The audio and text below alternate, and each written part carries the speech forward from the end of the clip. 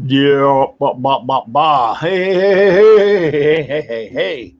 It is Clobberin times issue number 167 on YouTube and 867 overall. Welcome to you all, my good friends. And my chat's wound right way to the back so I can say hello to everyone who was here. So I will do that right now. I'll get that out of the way right now so I can make my chat up to speed. How about that? Why don't we do that? So it's great to see everyone. Phantom Outsider. What a cool name Phantom Outsider is, brother. We love it. Good to see you, buddy. Snortopoopas Cuber. No relation, by the way, to Raymond Burr, from what we understand. And I can hear that Perry Mason theme now every time I think that. J-Man, as in J-Man Forever. Yeah, if you've never seen J-Men Forever, remind me to tell you what that is one day, J-Man. G. Bud Martin, part of the big cabal. Yes, comic shop owners conspire. Liger fan, hey, it is good to see you there, Liger. JT Kirk, what is up, my friend? Great to see you. Oh my goodness.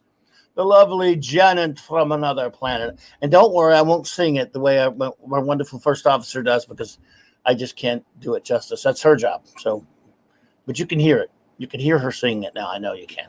Bob. Steve Mitchell, what's up, buddy? Gone, the form of man. Rise the demon, Etrigan. Indeed, sir. Chris Persia, the great one. Well, it's just good to see you there, brother. Chris Persia, it's always fantastic to see you, my friend. A great wrench of Canadianness. Is Canadianness a word? Well, it is now, buddy. I created a word. Raquel's gonna arrest me. There she is. Wee. I can't do the wee justice. I love you, number one. The wonderful number one, Raquel Briggs is here. It is so wonderful to see you. Yay. You the best. The bestest ever. What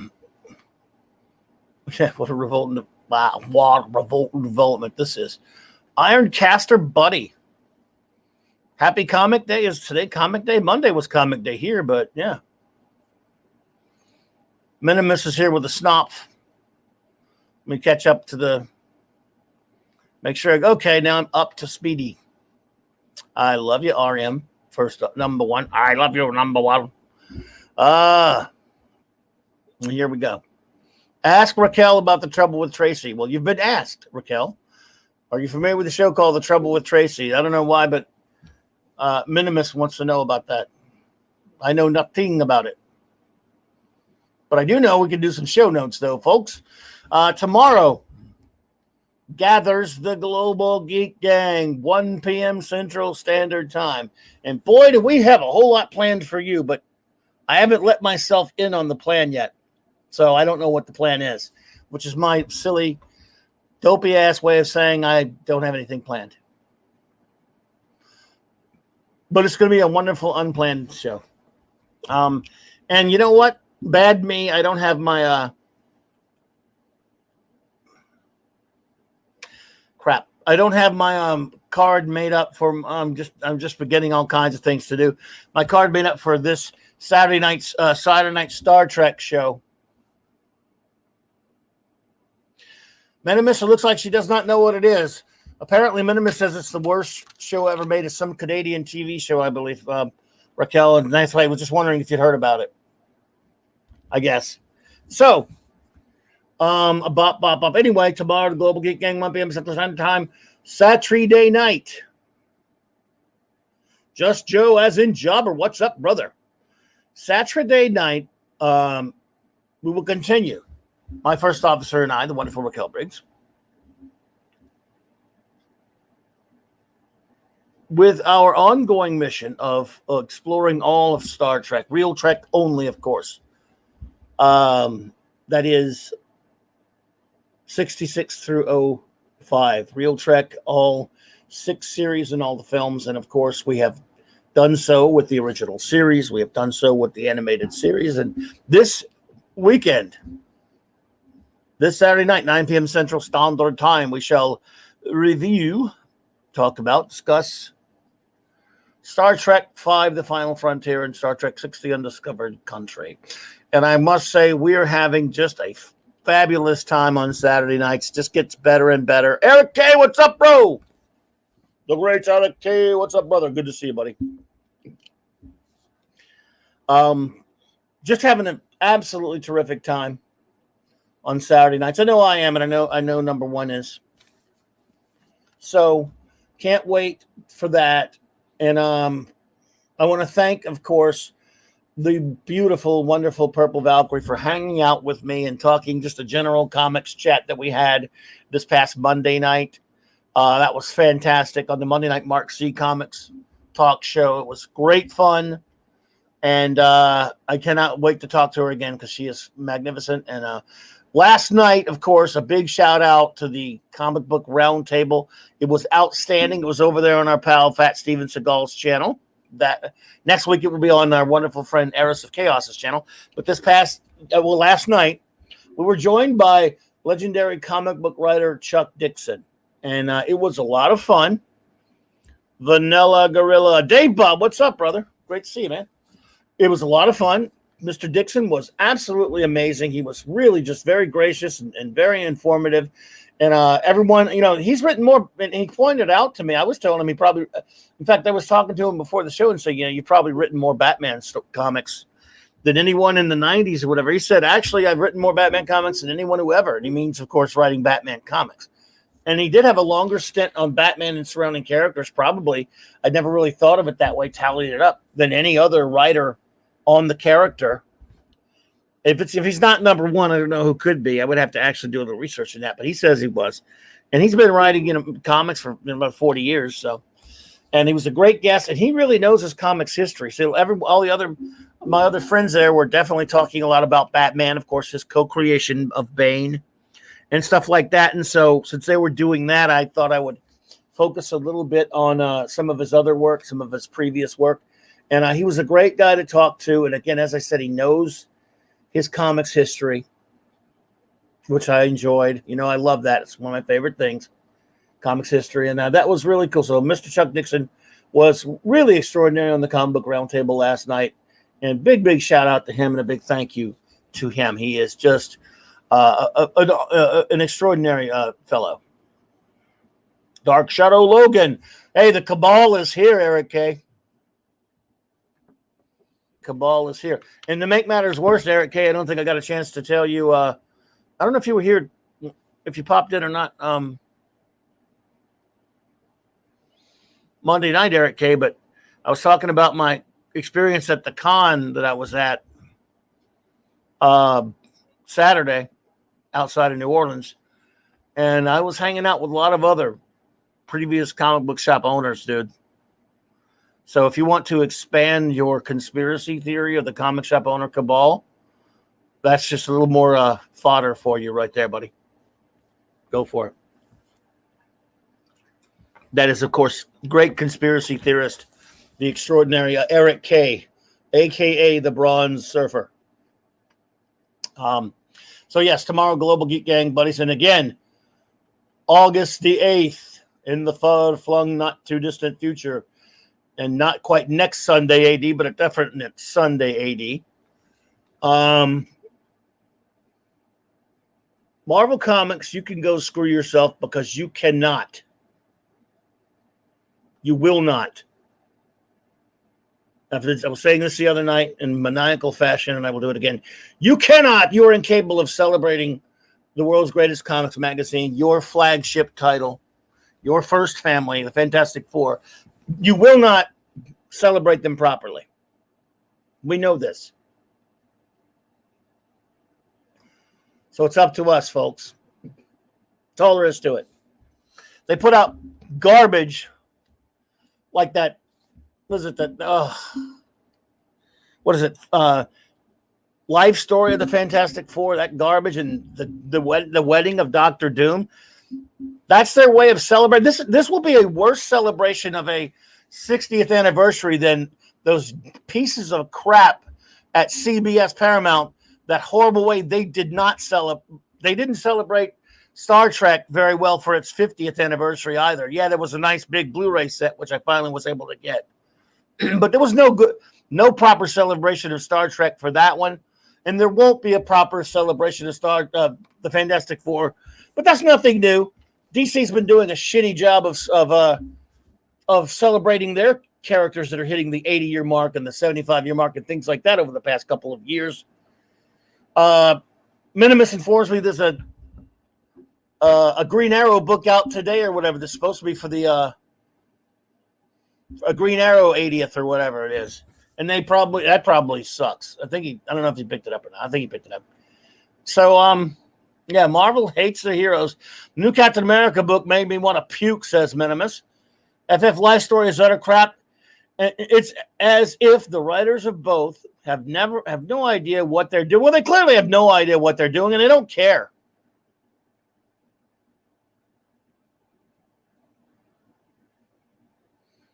Crucible the Crazy, aka Vanilla Gorilla. Will we get Susan's sexy mom outfit in the celebration? If you mean the boob window outfit from the 90s, I don't know, man. JT Kirk says, Eshpick, one of two. We got an Eshpick. All right. Clobberin Times, did you see the most recent Marina Sirtis interview this past week? I did not. They spent only one-fourth of the time on Star Trek Talk, suggesting Dorn should get his own Kurtzman Trek. Well, that's one of two. Let's see. Oh, waiting for the other one. Well, yes, D-Bud and FF Masterworks are lovely. They're great. But yeah, well, yeah, we don't need that crap. We don't need a Michael. Well, I would hate to see Michael Dorn do that, but I'm not gonna say he probably will. It wouldn't surprise me. How about that? Is that not more like it? The rest of the time she spent shitting on a half of the country that didn't vote for didn't vote the way she likes, of course. Bragged about how Star Trek P Hard episode had the highest ratings. Had the highest ratings of what though? The one she was in had high rating. I won't go into what I think of Marina Sirtis, except to say she's a sick, deranged soul. Absolutely pathetic. And I'll leave it at that. Unlike her, I don't want to go over the deep end being horrible in public like she seems to have no problem being.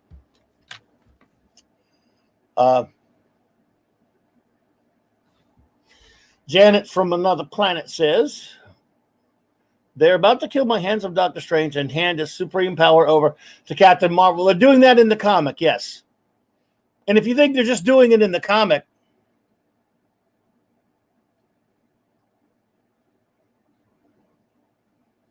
get ready. They bounced him from that stupid WandaVision show ending that he was supposed to be in because this is not even because the idiot admitted it. That idiot Kevin Feige that people overrate so much basically said, he admitted it. He said they didn't want a white man mansplaining to a woman, which is pathetic when the MCU is garbage.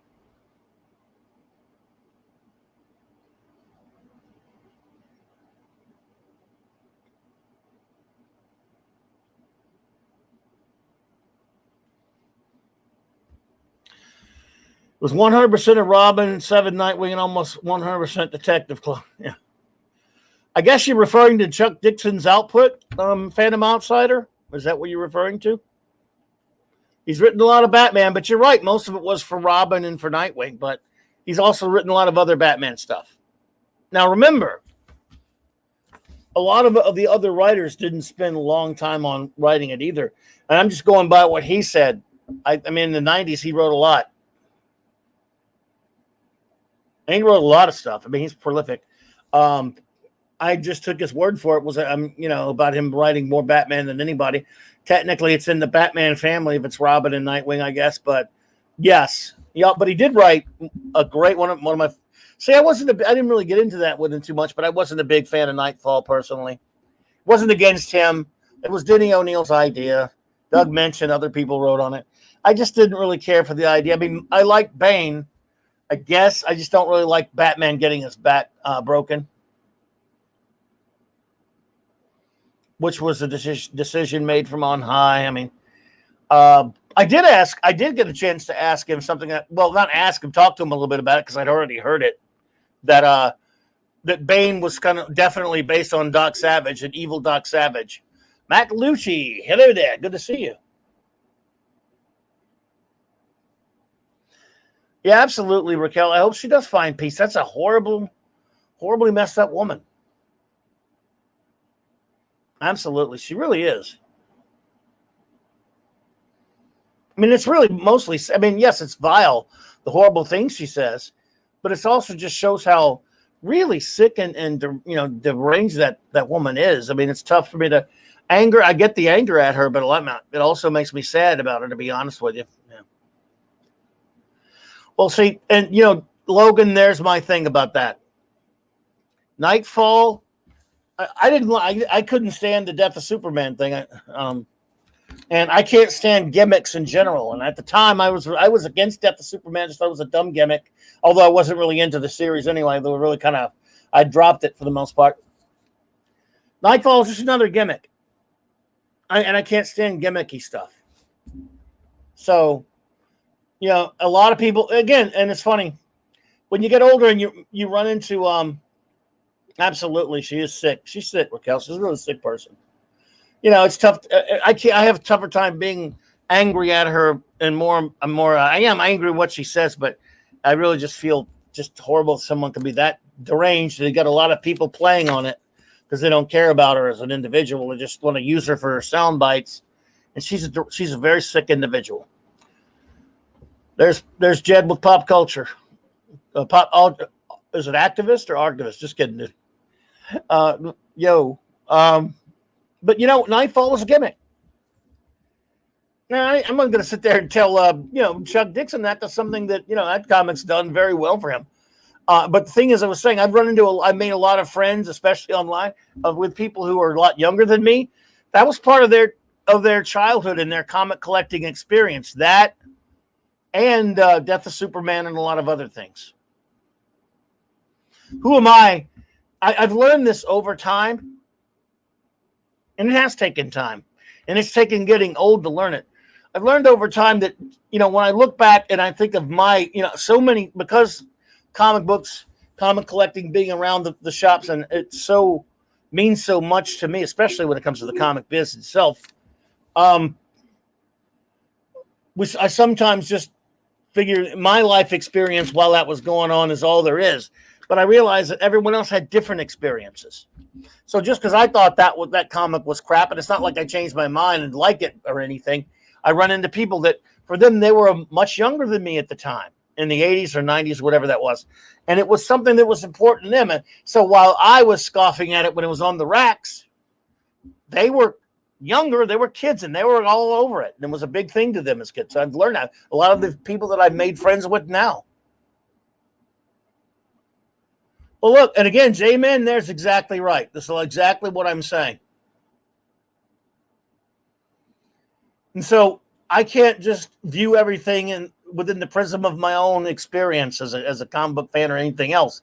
I have to understand when it comes to comics in particular, which becomes so ingrained in our life, if you're really a comic book geek. J-Man perfectly says it. He said he had it on his pull list. A lot of people did. Now, in the moment, of course, it's one thing. You could all sit around, and people my age were just going, A lot of people, I mean, some of us were buying it, some of us weren't. But then, time goes on. 30-something years later, I constantly meet people to whom, people who are much younger than me, and go, oh, that was a big deal when I was a kid buying comics. So I can understand that it was part of their experience. So I have to learn how to evolve and adapt to that and go, yeah, that was a comic it meant a certain thing to me, good or bad, but it meant something else to someone else's life experience.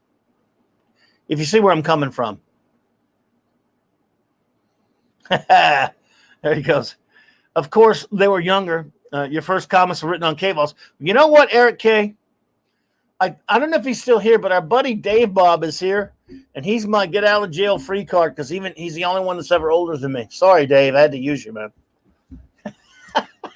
I don't know if Dave is here, but look, even at least some. Oh, and Minimus is here. He's older. Oh, Steve Mitchum's here too. He's older. Wow, I don't have to be the oldest person here.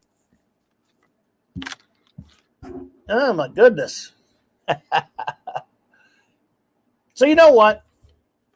Yeah, I didn't like Nightfall, but a lot of people did. Again, I was against Batman's back being broken. That was the big part, not just the gimmick of it.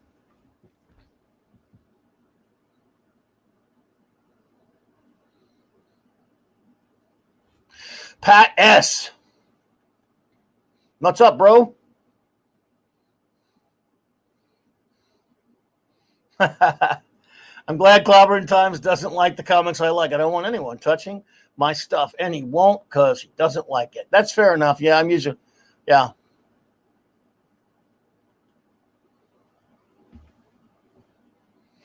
Yeah, I mean, I did see it as a business, but my problem was Logan. I was also very deeply involved in it because I love the art form so much. I love comics so much, you know.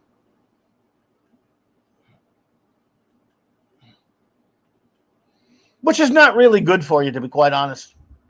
If you're running a shop or owning a shop, you're better off not caring about the material or being as personal about the material as some of us are.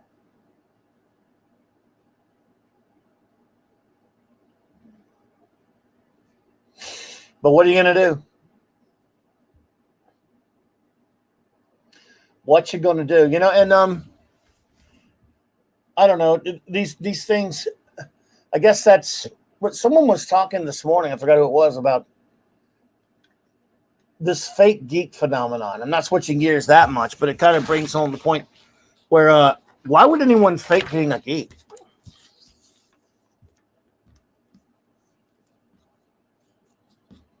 I don't know why you would fake it.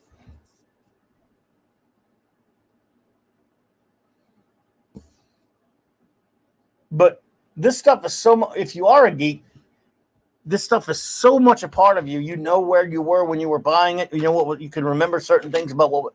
If you see a cover of a certain comic, especially if you're a comic book geek, and you can remember certain things, elements of your life, or certain, events of your life, certain elements of your personality are embedded in it. I mean, embedded in it. Wow, J-Man, you know, I dumped new comics a long time ago. I can't understand how anyone's reading them, but you're not alone. I have a lot of friends doing the same thing. I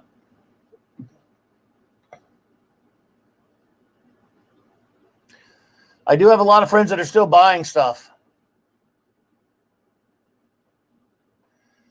Yeah.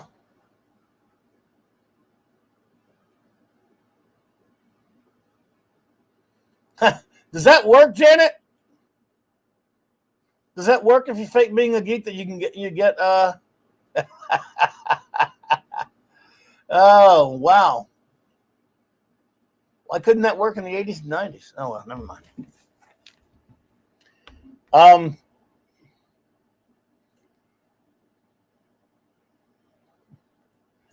But I will tell you this, though. I don't know if it works, but I'll tell you one thing about geeks.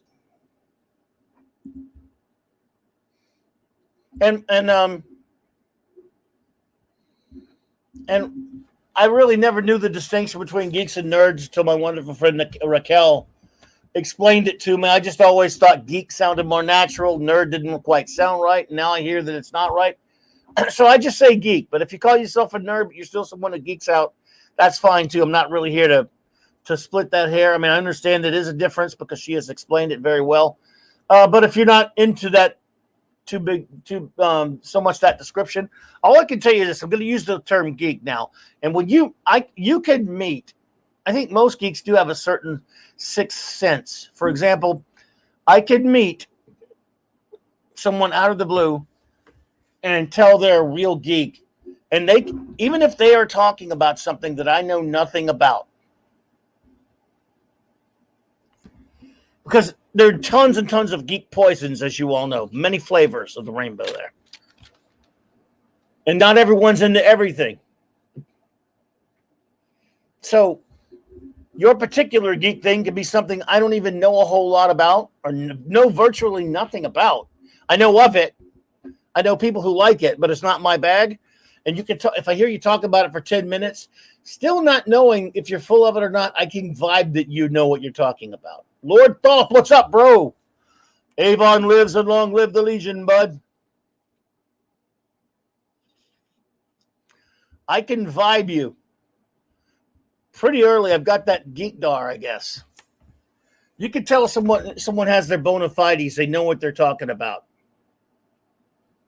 Is that always accurate? I don't know, but I think I can tell. Now, of course, if it's something that you really are into, that's it, immediate. You know if they know much. But I always wonder why would even bother faking it? Like, oh yeah, I know all about that when you don't. I mean, who cares if you don't know about it?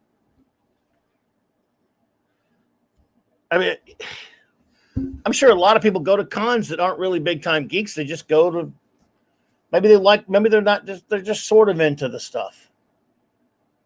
That's right, Dave Bobbitt is a superpower. I know a geek with their bona fides. I just like saying bona fides the way Richard Boone did in Big Jake for some reason. The great Richard Boone, of course. Avon lives indeed, bro. Yeah. So it is a superpower of sorts. So again, I don't know why I got up on that. It's just because basically I don't understand why they keep talking about. Every now and then I hear someone get accused of being a fake geek, and it always tickles me. I'm like, really? Why would you fake it? I mean, I know now at least it's. I understand all that. It's chic now and all that stuff, and people are. But look, I have friends and family that I love that aren't geeks. That I love them to death. What do I care if they're not geeks? As my wonderful friend Melinda calls them, she calls them muggles. She calls normies, as some people call them, muggles. Speaking of that, because I didn't do the show note earlier, I may as well do it now, very late in the show. I am very pleased to be a part of Iconicon. Yes, I know it's a virtual con. People are making fun of virtual cons these days, but you know what? They can be fun. And I love my retro blasting pals. And this is more fuel for the Eric K. conspiracy theory here. I will be part of 4 panels, including hosting one on my channel a week from tomorrow, July the 7th, 5 p.m. Central Standard Time. And my panel will be about comic shops of the 80s. Go for it, Eric. My good buddy Michael of Retro Blasting, of course, will be sitting on the panel with me. And, of course, Alex, a nice gentleman I don't know full well yet, of Infinity Equation Podcast, a great podcast, of course, will be sitting with us as well. And I will talk about, yes, of course, shops of the 80s, but the business of the 80s, what it was like back then, and what, more importantly, what the market was like. That was, in my opinion, there is no greater time for growth in terms of the art form, an expansion of the art form, than the 80s when it comes to comic books. Obviously, some of the greatest stuff came out in the Silver Age, and even in the 70s, the Bronze Age, the full-on Bronze Age of the 70s, but only half of the Bronze Age does take place in the 80s. And there was even some great stuff in the 90s, but not as much. I have my issues with the 90s. But the 80s, what a decade for comics. Jeez. What a decade to go to comic shops. How much fun was it to go to comic shops in the 80s? It was just, it was exciting. There was so much coming out. And I don't just mean the big two. This was the decade when the big two really was challenged. In fact, the big two of them, Marvel had slacked off in the 80s and DC excelled, but the alternative or independent comics were just amazing. That is so true, Lord Thoth.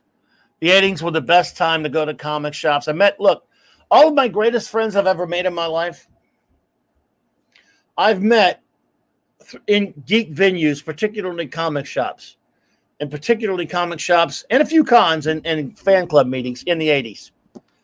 And then later, and of course, even in the 90s, I met a lot of great friends at comic shops or other fan venues.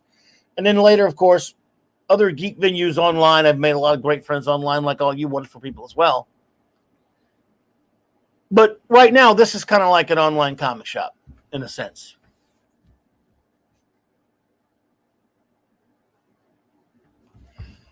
Pat S. says, Clobberin Times, was it an all-cash business? Did you keep 2 books and so you could stick it to the man? No, sir. I didn't do that, especially when I owned one. Look, the 70s had a lot of great stuff, Dave Bob.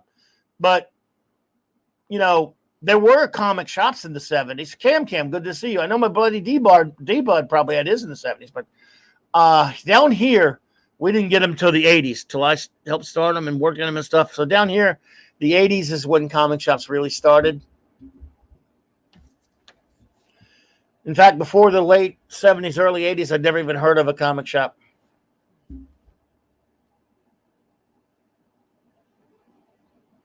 I was like, wait a minute, a shop? A store where they sell comic books? That's not possible. That's garbage. They don't do that. It ain't gonna happen. No bloody way would there be. But there were, folks. There were. And I had so much fun. And again, not just fun at the shops too. There were so many great comics. And see, D-Bud, you were out there in the real world, man. We're in the South, dude. The only people that would even sell comics outside of the 7-Eleven and in the drugstores were some guys at flea markets selling back issues. But as far as the production or the output of the art form of comics itself, I think some of the greatest stuff came out in the 80s. Also, some of the most damaging stuff, some of the stuff that set bad precedents that kind of set in motion some of the downfall of, in my opinion, but that's for way for another day. In fact, our dear departed wonderful pal Mark C and I had plans at one point to do a show about that, about what set in the decay that started to hurt. And I'm not talking about the industry the way it is now. I'm talking about in the 80s and 90s that started bringing comics too far closer to the grim and the gritty that really started hurting them.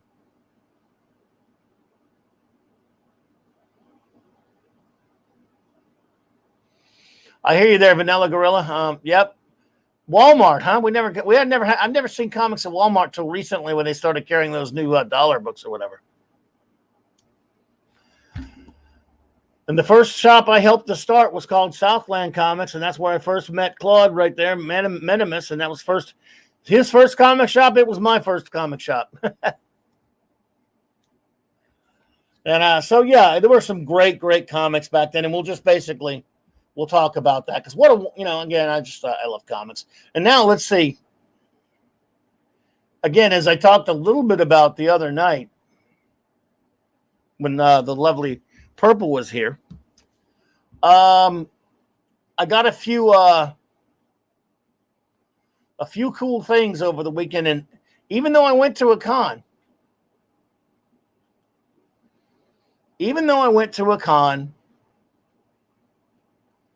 I didn't buy one thing at the con, but you all saw, I talked about what I bought. It was friends who brought me certain books and stuff. Oh, yeah, Pat S., look, my comic shop before the comic shops was K&B. Before that, it was 7-Eleven on the spinner racks, but the K&B racks were really good. The K&B on in BR called College Drive was my comic shop. And before I could drive, I would get my grandmother to bring me there all the time. Oh, man. So, yeah, but still, distribution was not the same as getting it from a distributor. So, anyway, I got a few cool things that came in today as well. because any day where you get new Geek stuff is great, right? I got 3 new Geek shirts today.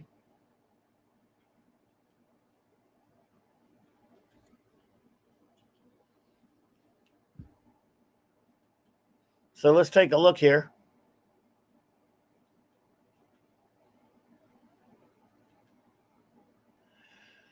Cons can be super dangerous trying to buy anything unless you really know your pricing on stuff. It can be so tempting to blow money on stuff that's overpriced. Cons are, look, buying back issues at cons, unless you're finding the cheap tables, some of the, the cheap tables, you got to watch it. Or now you can negotiate if it's really expensive old back issues. But unless you find some of the bargain bin tables or you're negotiating, and you got to watch. You don't really get good deals on back issues at cons. I mean, you can, but it's a certain way you have to do it. That's right, JT Kirk. That's true. So I got this shirt, and this shirt pisses me off right here. I ordered this. TeePublic's usually great, but this one aggravates me. Captain Hipster Spock, good to see you, sir. Well, that's right, Phantom. Hey, hit that dollar bin. Remember in the 80s when there were quarter bins? Well, they don't. I was looking at some dollar bins this weekend. I love me a dollar bin, but again, they were quarter bins in the 80s. I know we sound like old bin. I remember in my day, but it's true though. This shirt pisses me off because they got the damn comic too small. The picture's too damn small. I hate that. I know I'm just bitching about nothing, but I don't know. It aggravates me.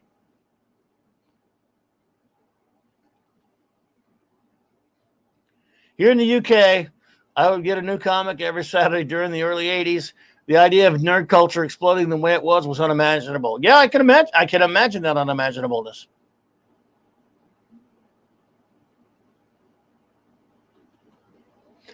You know what, Lord Thought? That's funny that you mentioned that. And I want to swing back to that when it comes to prices of comics. But first, let's see here. So this shirt, because I have one like this that wore out. I've had for so long. I wanted to replace it, and this picture's too goddamn small. Mine was way bigger than that before. Freaking. But anyway, I am not a number. I am a free man. I haven't had a prisoner shirt since the 80s, and that was long since gone. And they didn't have any designs I really, really had to have, but I had to have one. And so I had to go with this one. What do you think of that?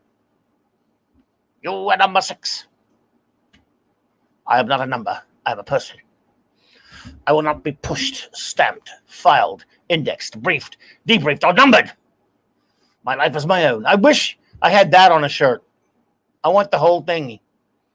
The whole kit and caboodle. I want the whole thing. But I'll take, I am not a number. I am a free man.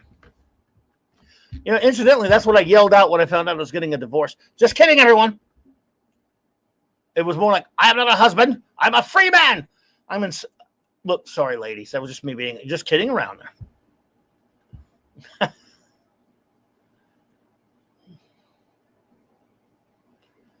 So, and then, of course, there's this lovely shirt. I've been wanting to order this one for a while.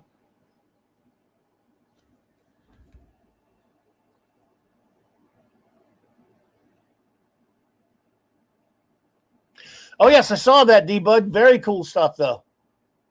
Love it, man. So this one I quite like. And the prisoner one, of course, goes without saying. I love that one. And let's see what else that came in today. Now, this is there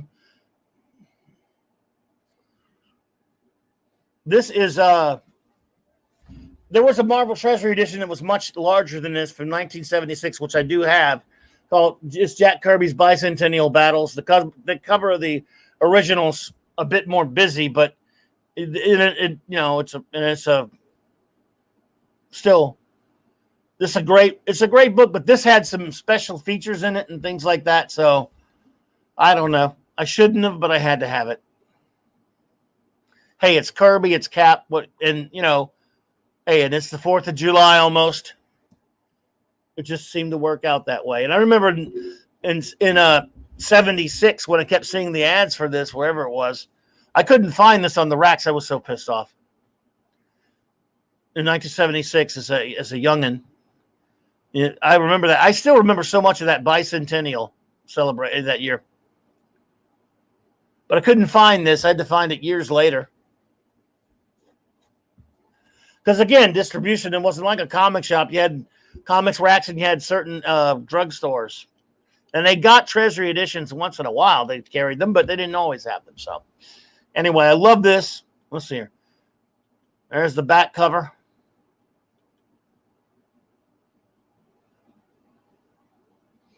I have a fairly decent-sized Treasury edition collection and DC tabloids, which were not really called Treasuries. But, of course, back in December, you all saw my good buddy Wes showed his pictures of a bunch of his Treasury edition. He has the greatest Treasury edition collection just about ever.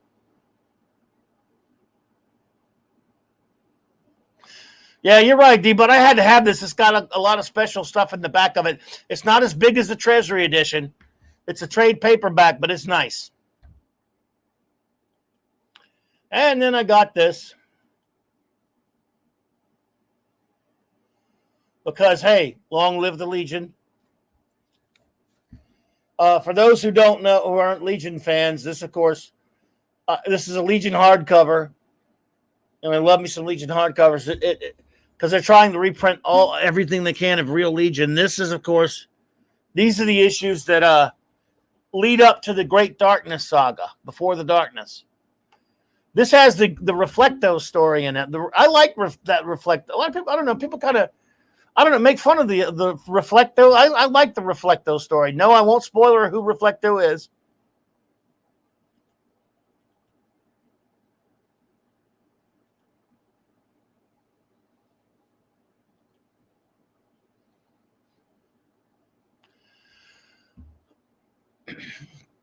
The white costume and hair, that's Dream Girl, bud. That's JT Kirk, that's Dream Girl. And we have another Dream Girl with us tonight. Her name is RM. Yes, indeed. Great George Perez cover. Now, some of the artists on this run, yeah, you know, what are you going to do? They weren't all, but I still loved it. It's been a while since I've read it, to be fair, so I say I still loved it. I plan to go back and read this soon.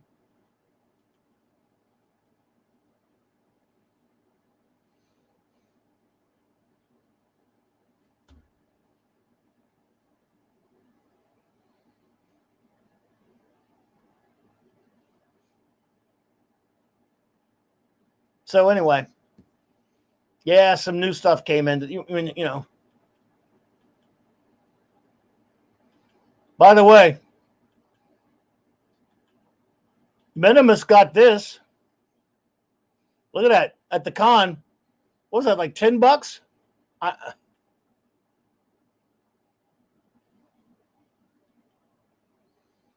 love Ultra Boy. He's in my top. He's in my top 5 or 6 there.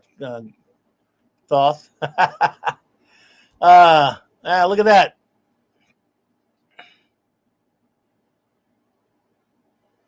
Isn't that nice? $10. Look at that. Star Trek Annual, the British Annual. You British had the greatest hardcover annuals, I swear. I love a British Annual.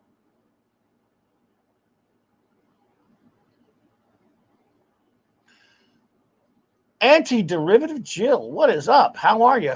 What is what? And Jill, which one are you referring to?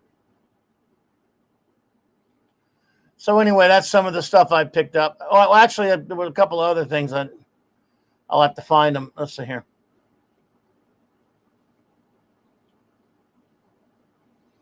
Bop, bop, bop. Let me find it. Bop, bop, bop, bop, bop, bop.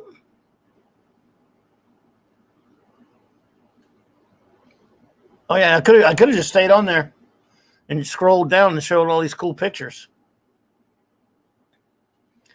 The one just opened up. Do you mean the Star Trek Annual there, Jill, or what are you referring to?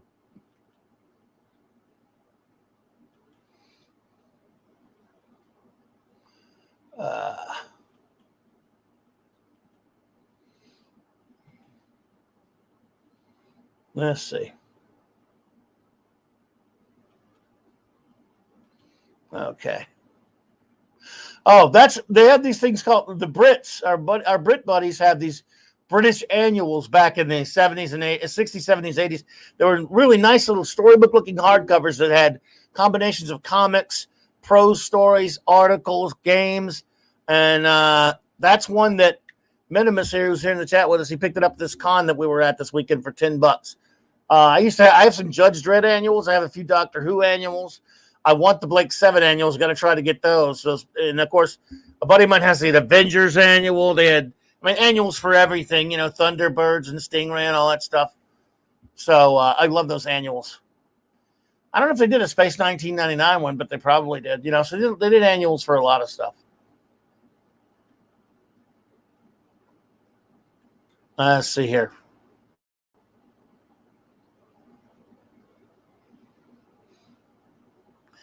Yeah, look, there's a picture of Ray Harryhausen.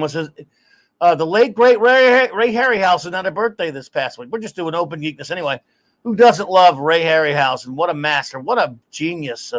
Back when cinema really required art and skill, he was just phenomenal. I love Harryhausen. Does anyone have a favorite Harryhausen movie? I love that man. That man was a genius. Here he is with Bubo. Oh, yeah, a buddy of mine with the comic shop in Mississippi is going to have free comic book day. When is that going to be? It's going to have the great Mike Grell, whom he's had there before.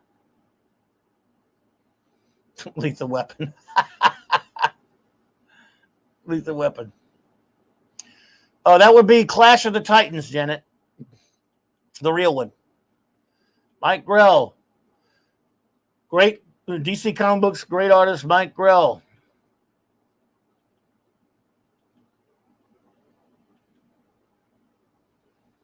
Will be there.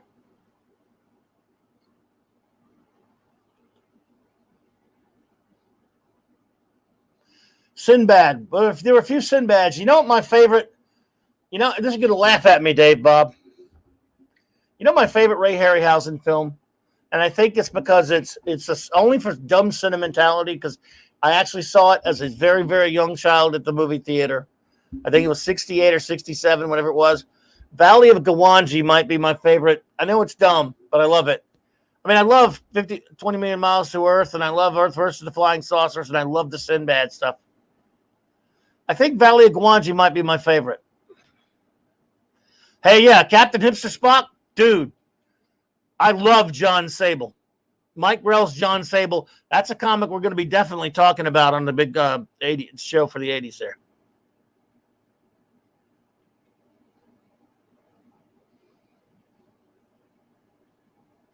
That's true. Seventh Voyage of Sinbad had Tom Baker. And, the Sinbad in the Eye of the Tiger, by the way, had Patrick Troughton in it. So there were two Doctors. One before he played the Doctor, and another one after he played the Doctor, in two Ray Harryhausen Sinbad films. I better not be the only one here that's seen Valley of Gawanji, or somebody's going to be in trouble. Because that's not acceptable. I'm just going to say it right now. This gang right here cannot contain anyone who hasn't seen Valley of Gawanji. I just refuse to allow it. Besides Minimus, because I knew he's seen it.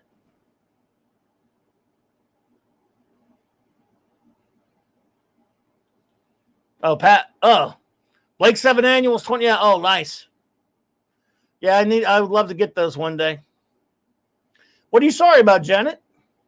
Yeah, Jason and the Argonauts was great. Oh, I'm not saying everyone has to have seen Valley of Gawanji. I'm just saying there can't be no one here that hasn't seen it. At least because then I'm just gonna have to cry. Okay, Valley of Gawanji, 1968, I believe. Okay, it's a film with James Franciscus, and it takes place in Western times. A bunch of cowboys go into this opening into this mountain, and they come out into this mysterious valley in which there are dinosaurs, including It's guanji, including an Allosaurus and stuff. And they ended up capturing the Allosaurus and bring it out to put it on a show. Basically, the same plot of King Kong.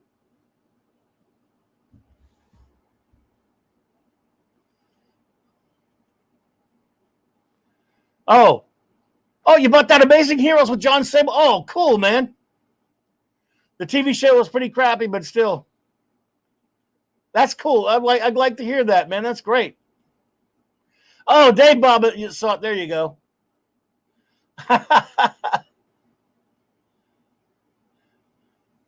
Oh, is the show probably is on YouTube, Liger fans? That show was not very good, man. Yep, Guanji versus an elephant. I knew we'd have some people saw it. Yeah, he fights a triceratops, and then he fights an elephant later.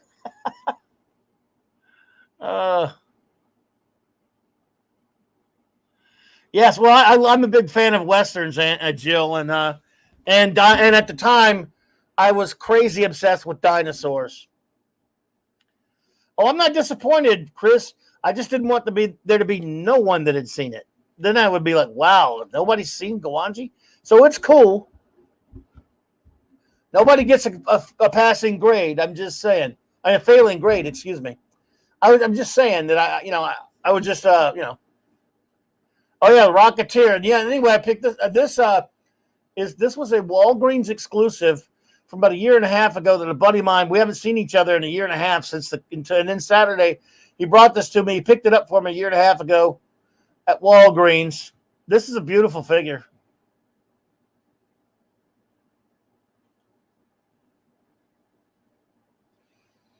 Well, I love Jennifer Connelly. And of course, Dave Stevens, who sadly passed on, who created the Rocketeer. And it's funny, the Rocketeer, of course, first appeared in the back of Star Slayer #2 in the early 80s, 81, 82 or something like that. Mike Grell's Star Slayer. And the comic, he took a long time working on the comic. Whenever he did it, it took forever. But still, that's a pretty short time. It's less than 10 years. It took less than 10 years to get a movie made of it. And it's underrated. Rocketeer is one of the greatest movies ever. I love it. In fact, I believe my buddy Fat Steven Seagal is doing a show about it tomorrow. Oh, cool. Captain Hipster Spock, man, dude, I love Amazing Heroes. Well, you know that, and so I'm glad. It's so cool that you got that, man. But I love the film The Rocketeer. It's one of my favorites. It deserves so much better. And Dave Stevens was a wonderful artist. And of course, also he kind of brought back to popularity Betty Page. I'm sure you all know and love Betty Page. Jennifer Connelly was wonderful to play the part of Jenny, basically based on Betty. But in the comics, she was Betty. Yeah, Liger fan. Yeah, Star Slayer was great also. He took forever, though.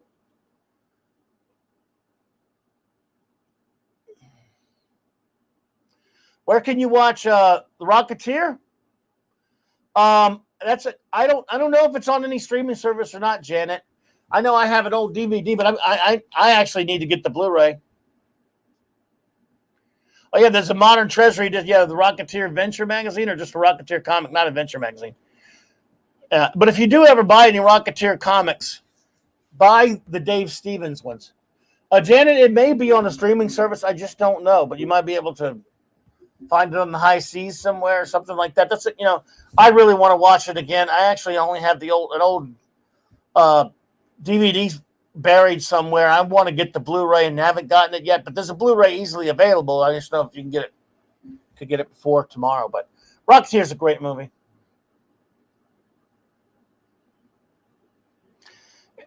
It might be on I don't know if you have Disney Plus, but so yeah, this is a great figure though.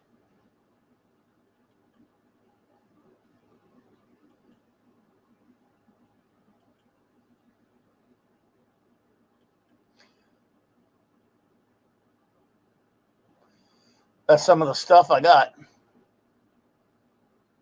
recently, of course. I follow Gary Wolf on Askbook, by the way. Any fans of Who Framed Roger Rabbit out there? He posted this the other day. Look at that. The gun, Eddie Valiant's gun from Roger Rabbit. That's a prop that Gary Wolf, who wrote who censored Roger Rabbit, the book that the film is based on. That's pretty damn cool right there. Okay, Rocketeer is on Disney Plus. I'll have to watch that again tonight. But I love Who Framed Roger Rabbit. Now, man, who wouldn't love to have that gun? Yeah, dum-dums. Great movie. Especially Judge Doom. Remember me, Eddie? When I killed your brother, I sounded. I can't do the whole thing. Oh, shite. Yeah, there you go. Who doesn't love Jessica? Oh, my goodness. Yeah, just a little nonsense, fooling around a little bit, folks.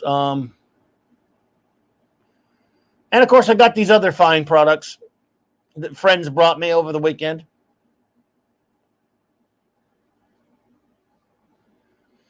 Ollie's. If you got an Ollie's discount bargain outlet near you, this is something like a $40, $50 Jack Kirby hardcover book called the Marvel Legacy of Jack Kirby. It was $8.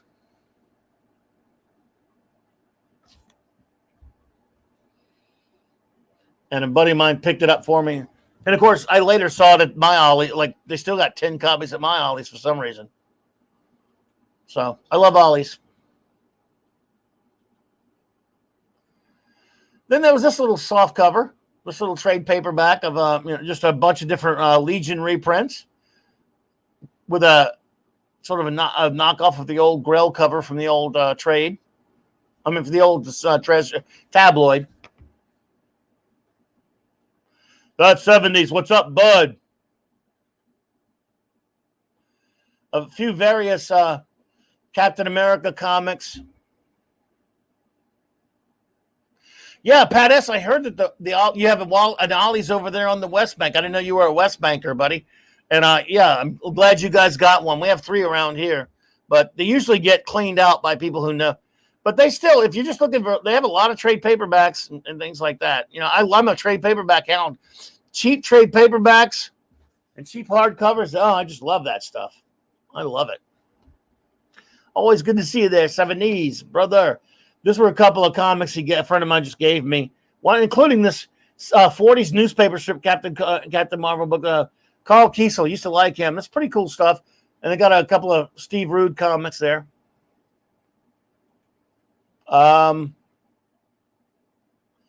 This was at Ollie's. This was, I think, $10 at Ollie's. A $60 or what is it, $50, $60 Masterworks or whatever it is. Maybe a $70 Masterworks. For those of you not familiar, the All Winners Squad, they were kind of later sort of a retcon name of the Invaders when they were brought back in the 70s by Roy Thomas and, with Frank Robbins art. But they were all winners back then, and that's this is a nice hardcover. Yes, they have archives, and I mean it's not archives, Masterworks. Sorry, they have Masterworks for $10. It's crazy. If you're familiar with Masterworks, those things are but you can get if you get a Masterworks for $10, you're doing good, and it's amazing. And then there was this one. A buddy of mine found this at a Dollar Tree.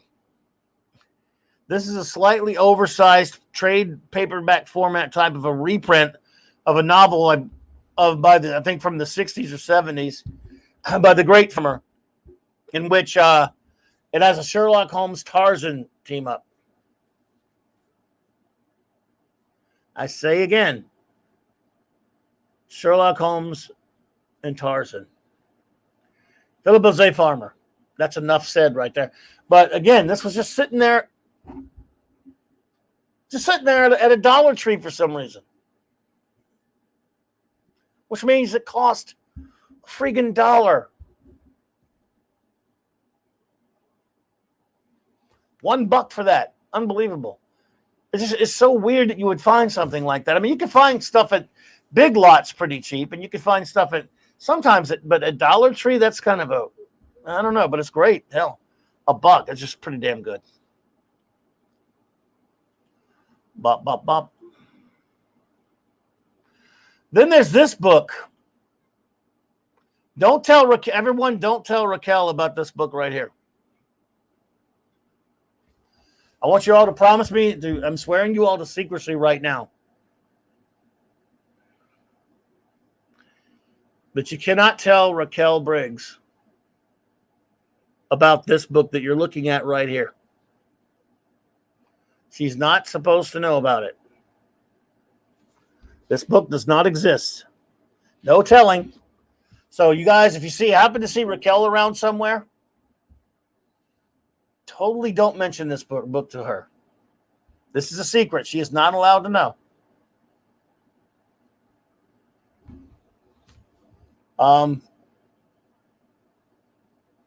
But I'll tell you, between us now, we all have to keep this a secret. You can't tell Raquel about it. But I saw this and I just couldn't. I couldn't. This was at a place called Second and Charles in Covington. Absolutely, Eric. You cannot tell her.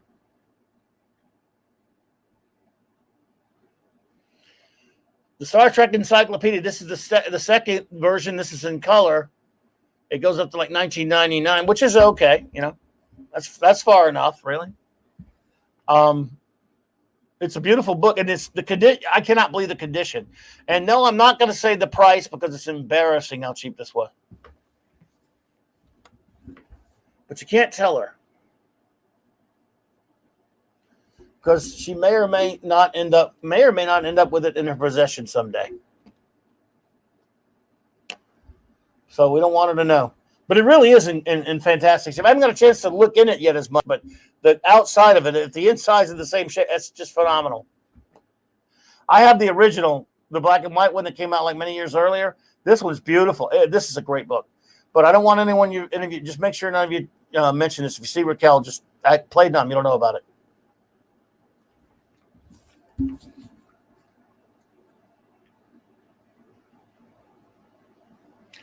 Well, Jill, I tell you what, I hear you, but actually I love Enterprise. Raquel and we're big friends of Enterprise, and we did a whole show defending it. We love it, but we respect you for that if it's not your bag.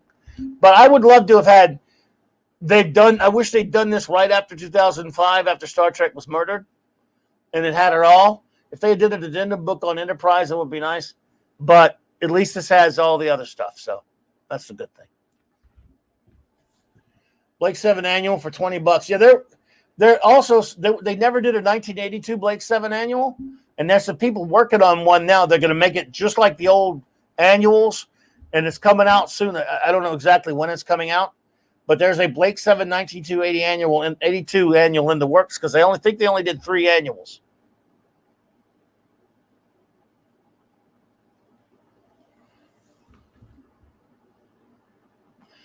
Pat S says, guess what I'm doing tomorrow morning? My pop's old doctor is moving to the coast next month. I've been invited to go through his LPs before he lists them online. Over 400. Whoa, man. Dude, that's fantastic.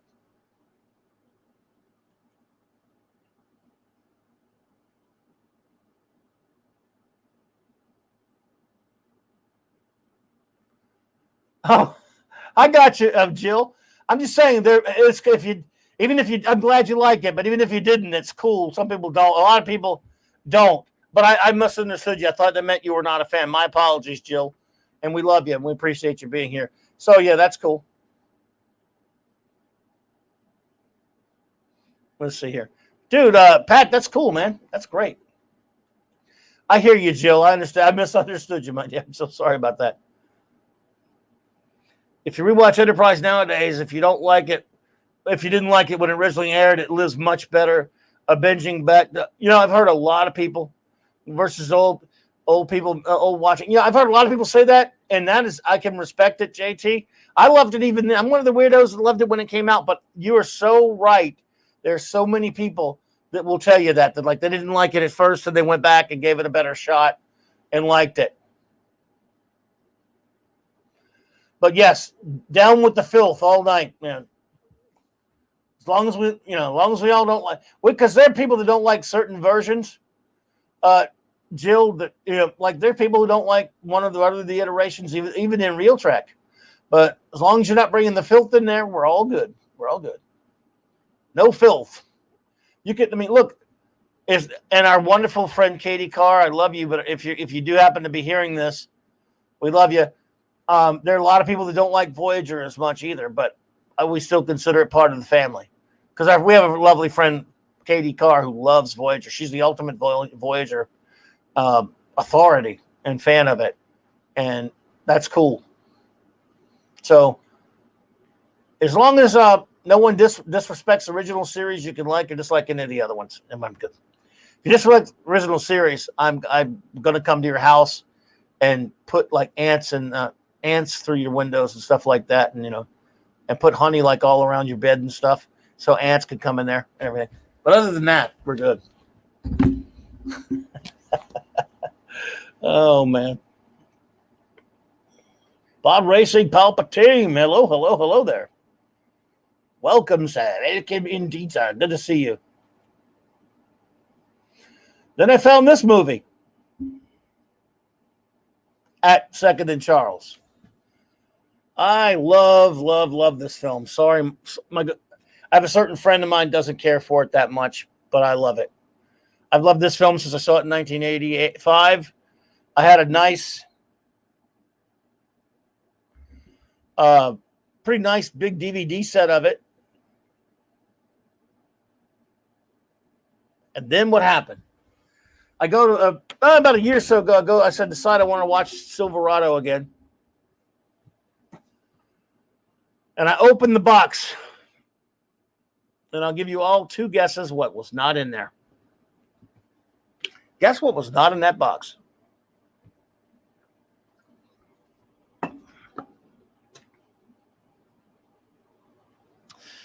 Oh, that's true, Jill. That's true. 20th anniversary of Enterprise.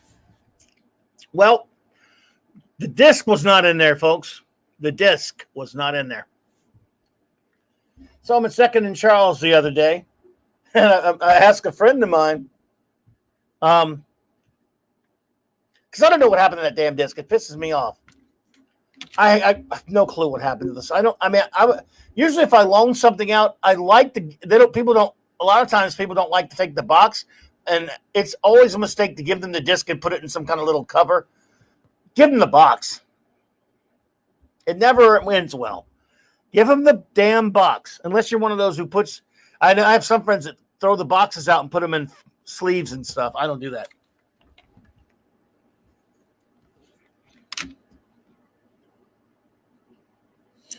So I said, this place, Second and Charles, has tons of Steve slipped into this. Has tons of used Blu-rays and DVDs and stuff. They're all mixed together, DVD and Blu-ray. I kind of like getting the Blu-ray when I can. And so I asked a buddy of mine, I said, let me know if you see Silverado on Blu-ray. He says, well, Silverado's not on Blu-ray. I said, yes, it is. No, it isn't. Sure it is. So we both look it up on our phones and on eBay and on Amazon. The only pictures we're seeing have that little, you fun folks across the pond always have like a little triangle thing on your boxes, on your DVD boxes or video boxes, whatever they are, or Blu-rays that say have like a certain little. It means that it's a DVD from another country, and that's all we could find pictures of. So we're like, holy shit, maybe they're only like a German edition, and there's only a UK edition or something like that. So I'm like, oh well, that sucks. That's the only one we could find a picture of on Amazon or eBay. Now one of you could probably go look for it and you find it normal like this. So I start looking around again and I go back. There's no Western section. Everything's kind of mixed up. And then I see this little gem. This thing, by the way, this Blu-ray it looks like, if you can see the side there, there's like a spine, like a book. It's actually like a book, and there's a bunch of pages of a book, and it opens up like a small Blu-ray case of a book and has the disc in it. It's not a normal Blu-ray box. It's a really cool box and has nice pictures from it. And it was $13.99 for it, and I go up there and I end up charging me $4.99. So, and I love this film, and I watched it, and it's a good, and the disc is great. So, I don't know if Young Justice is out yet or not, Steve Mitchum. I think it might be, but I'm not sure.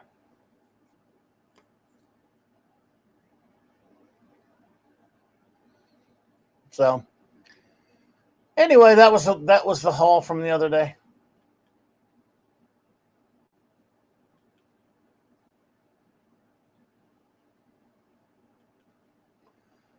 That was the haul from actually not really the haul from the convention.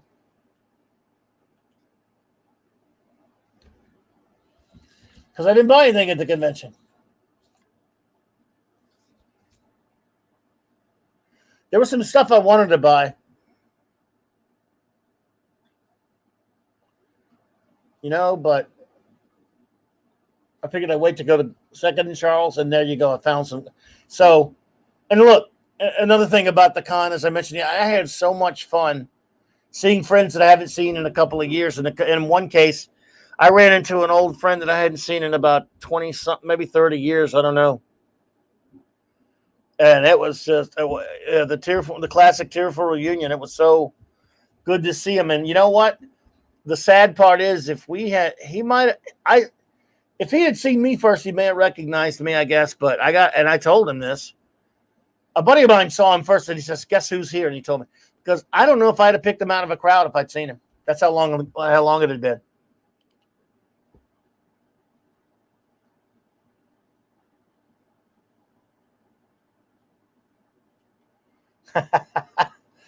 Oh, you would have so much fun hitting all these shops, Mikkel. Jill, you should be getting. I don't know where you are, Jill, but hopefully you get your cons back soon. And and the thing about it was, I've been to a lot of big cons. I kind of got burned out on cons, to be honest with you.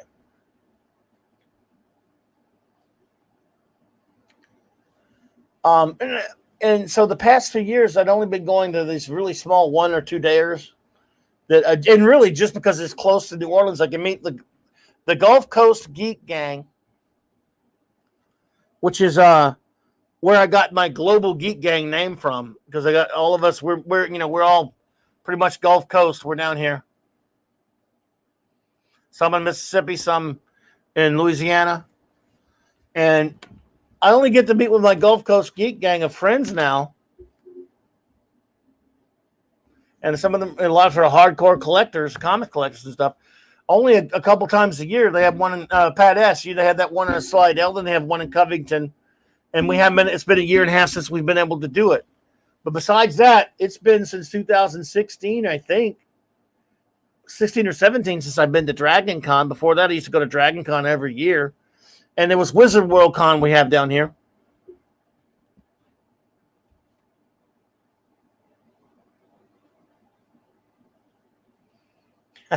Exactly, Raquel. That's for sure, number one. And Wizard Con, again, that's another one. That's been in New Orleans up until recently. The con itself sucks. I go there to see friends. And that's what I was doing for Dragon Con all those years. Come to think of it, all the cons I've gone to over the past 10, 15, 20 years or whatever have been to see friends and treat it like a vacation. It's strange. But that's what I use, what cons are to me now, really. I can't tell you the last time I went to a con where I was going to see a certain guest. And certainly don't go to spend a whole lot of money at cons anymore, especially since they got rid of the bootleg tables. I forgot who I was having this discussion with recently, but does anyone ever remember the bootleg tables at cons? Where they would have gigantic tables that have all this obscure videos that you can't buy legally. Well, they've cracked down on them now. You don't see them at cons anymore. I forgot who I was talking to about that recently, but and that was always kind of cool. Yes, there's a lot of great stuff in the dealer's room, but a lot of it's overpriced most of the time. And now you see crap in the dealer's room, you go, oh, that looks pretty good. Let me go look it up online. Dealers are aware of that, by the way.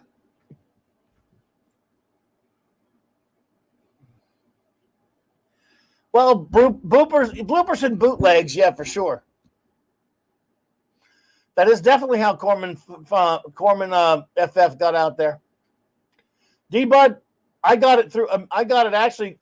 A friend of mine got it with a comic shop. Got that Corman FF a couple weeks after it started going all over the place. But as you say, it was at a con.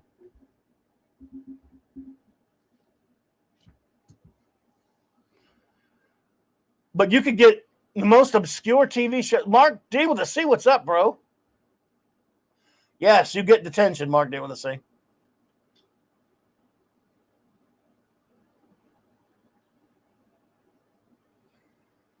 Oh man, what's up, Mark? Good to see you, bro. But yeah, man, that's how we got so many old TV shows that were never, at least for the time, and especially ever put out on DVD. Was at cons. But like I said, they don't have them now.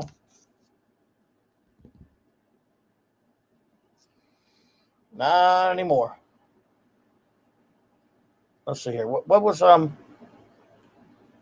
I'm sorry, Pat. I missed something there. Are there a lot of single middle-aged lady geeks at the cons nowadays? If not, we can try to pick up doctors at Tulane Hospital. We can be kept men and buy more action figures. You know, none of those doctor ladies will be interested in my fat old ass, buddy, but you can give it a shot. You never know, man. But yes, there are a lot of lady geeks at these cons because ladies can be geeks too, as we all know. And yes, you can find. I've met. Well, you know, my kids exist. Now, this was in the mid '80s, mind you, but my kids exist because of a con. That's where I met their mother, at a con. It was 1985, but still. There were only like 3 or 4 women at that con. And there's another thing. Thought makes the point. It's just a bunch of actors, well, actresses and actors. It's a bunch of people charging ridiculous prices for autographs. $300 to breathe William Shatner's air for 3 seconds. I mean, if that's your thing, cool. You know.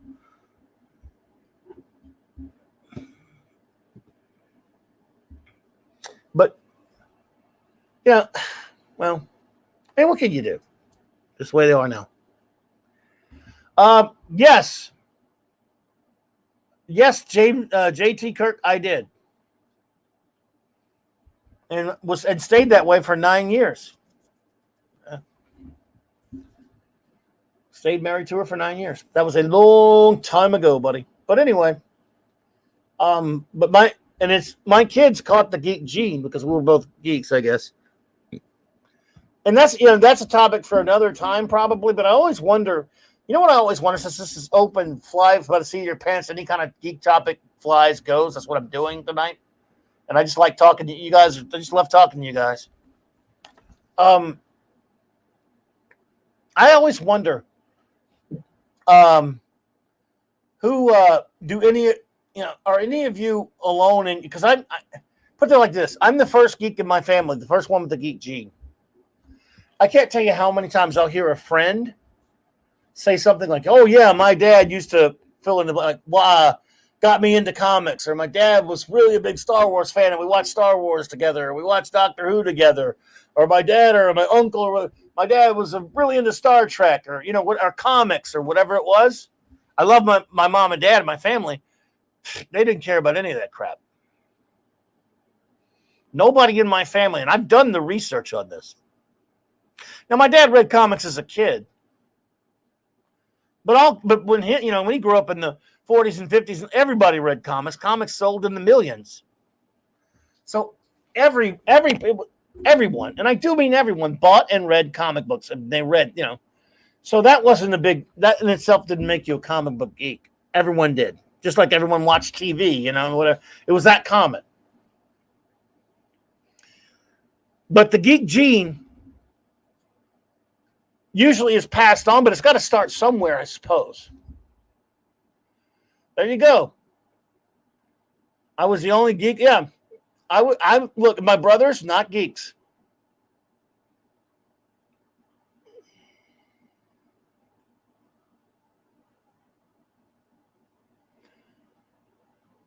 Well, I don't know. I mean, I don't know if she'll have, Steve, that's a good question. Will Maddie catch the geek gene? I don't know. Or again, it does. Sometimes it's not total. For example, sometimes I have a nephew, my first nephew. I got him. I tried to raise. I got to be the cool uncle way before I became a dad. So, because I was fairly young when my first nephew was born, and I turned him into a big fan of Star Wars and Batman. But he's not an uber geek like us. It is possible so there's some people who aren't ultra geeks but still like the stuff. He loves Star Wars, loves it, but he doesn't live it the same way as a super Star Wars geek would. He loves Batman. Hey, because I was a big influence on him. He loves Superman. He does love the stuff, but it's not his be all end all like it is for certain geeks. Whereas my kids are absolute, again, for different geek stuff than me. They're not into the same geek stuff that I'm into. But they are hyper geeks. It's just different stuff. And I'm always fascinated, and even somewhat envious. When someone like, for example, what Logan's talking about. He says, my dad introduced me to Star Trek. He had been in the military and an athlete, but he loved sci-fi. Again, my dad would never watch that. I love him. The shows my dad did and I watched together. I love the Rockford Files. I watched that with my dad. I loved Kolchak the Night Stalker. He watched that. I loved Wanted Dead or Alive and The Honeymooners, and certain Western shows and certain, just stuff that I love those shows. I would watch those with him, but he wouldn't watch Star Wars. In fact, my mom and dad got pissed at me when I dragged them to see The Empire Strikes Back in 1980. They were mad at me. They didn't like Star Wars. They don't like anything that takes place in space. And it's weird. I used to get so angry with them because they watched, remember V, the miniseries, how great that was? That was fine because it was on Earth. But that didn't make them science fiction fans.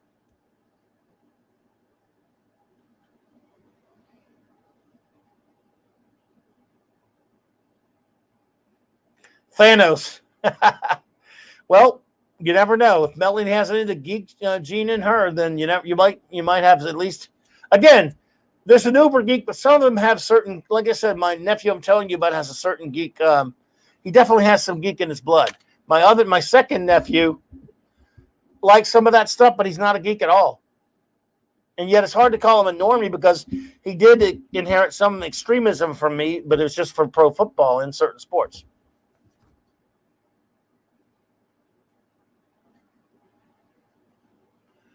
My dad liked Rockford Files.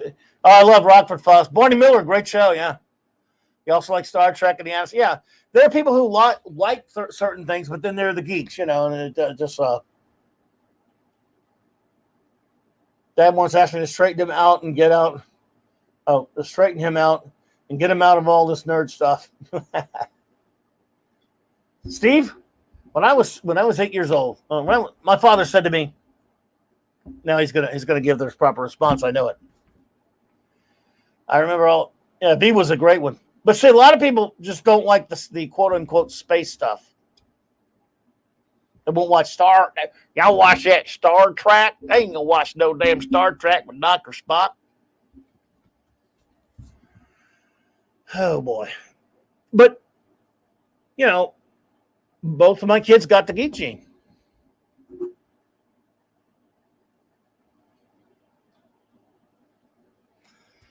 Wow, Phantom Outsider, your father. Oh man, I remember when I discovered MST3K. That's great.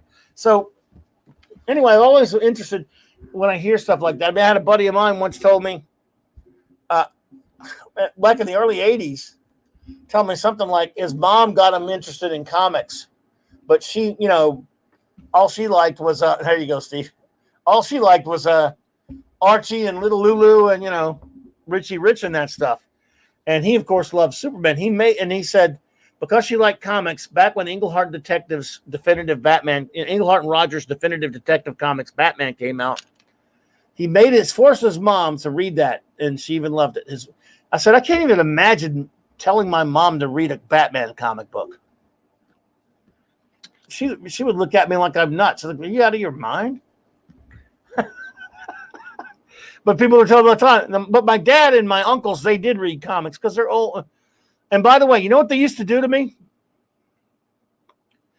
Outsider and Logan, and I know any of you old and close to my age range probably used to have to hear this crap from the older ones. Did you have fathers or uncles that would say shit to you like, comic books are 50 cents now? Or 25 cents now? Or whatever it was? Because when I started buying them off the rack, they were 25. I remember when they were a nickel. That was what they used to always say to me. And I'd say, yeah, sure, whatever. They said it so much that they aggravated me so much that I decided to do the research. This is back in the early 80s. I remember in comics for a nickel. All right, let's debunk that right now. There were only 2 comics in American publishing anyway that had a nickel cover price. And they were by Fawcett, Nickel Comics and Bullet Man. Everything else was a 10 cent or above. Now there were a couple of smaller publishers, but everything else was 10 cent cover price. But I finally, and they wouldn't know, so I had to go back and do some detective work, and I finally realized, as you all know, in the early days, they used to have to, the comics were returnable. And so, Paula meets Minion and Pupper. Good to see you. I can't do and Pupper the way RM does it. The way number 1 does it. So, in the old days of the 10-cent comics, when the drugstores or what have you would return their comics, they would have to rip the covers off and send them back to get their money back for comics that they didn't sell. But then the comics themselves were just there. They'd give them away and stuff like that. And some drugstores would put a nickel on them. So it's true. They would end up buying a bunch of coverless comics. I remember I used to get people bring stuff into the shop all the time, big boxes full of coverless comics. Monkey Jeebus. So I know there were some bitches taking those old comics and ripping the covers off, getting their money back, and then turning them for a nickel. That's my theory. I could be wrong. And I would like to know what you think about that, Phantom. And D-Bud and Dark Shadow. But that's my theory of why because they weren't just making it up, but that wasn't the cover price. Other than Nickel Comics and I think a Bullet Man issue or 2, a couple of by Fawcett, and I'm not sure who else. There were very few nickel price, cover price comic books that were 10 cents at minimum. So there, you old folks. I remember comics were a nickel. Yeah, they weren't a nickel. And I used to, it aggravated me so much. I went out and tried to, and that was when you didn't have an internet. Research was called the Overstreet Comic Books Price Guide. Why? Don't you miss those Overstreet, yearly Overstreet books? Yeah, there you go. I don't know. But I'd always try to tell them that. No, they weren't nickels. Yeah. So anyway, I don't know what the hell got me on that one. We're just having fun tonight. So, I remember those comics, but yeah, but it was kind of funny. They were bitching about the cover price being 25 cents. I started bitching when it went up to 30, then 35 cents. Exactly. D-Bud, you nailed it. That's what we all called it, the overpriced comic street guide. But I bought it every year. I even bought the hardcover. I bought the hardcover and the soft cover just because, to wear it out. And so when you need to know what you're old if you had to wait every year to see what your comics went up to.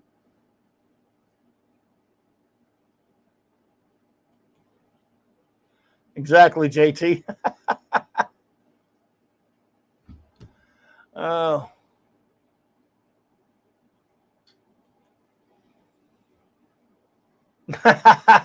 Yeah, dark.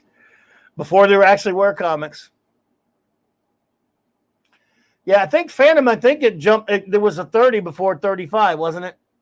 It went from 30, then it go 25 to 30, and then 35 really quick. Then 40, then 50, then 60, then 75, then $1, and so forth. $1.25. Now, these overpriced pamphlets are $3.99.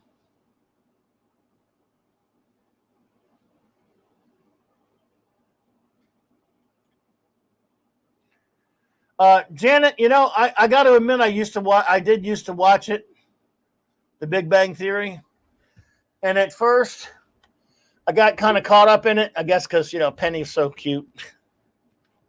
I got kind of caught up in it because I kind of liked all the geek references. Although I laughed even then, I'm like, yeah, geeks aren't like super duper scientists or anything. After a while, it kind of really got on my nerves. That's true. Some of them are $4.99 now.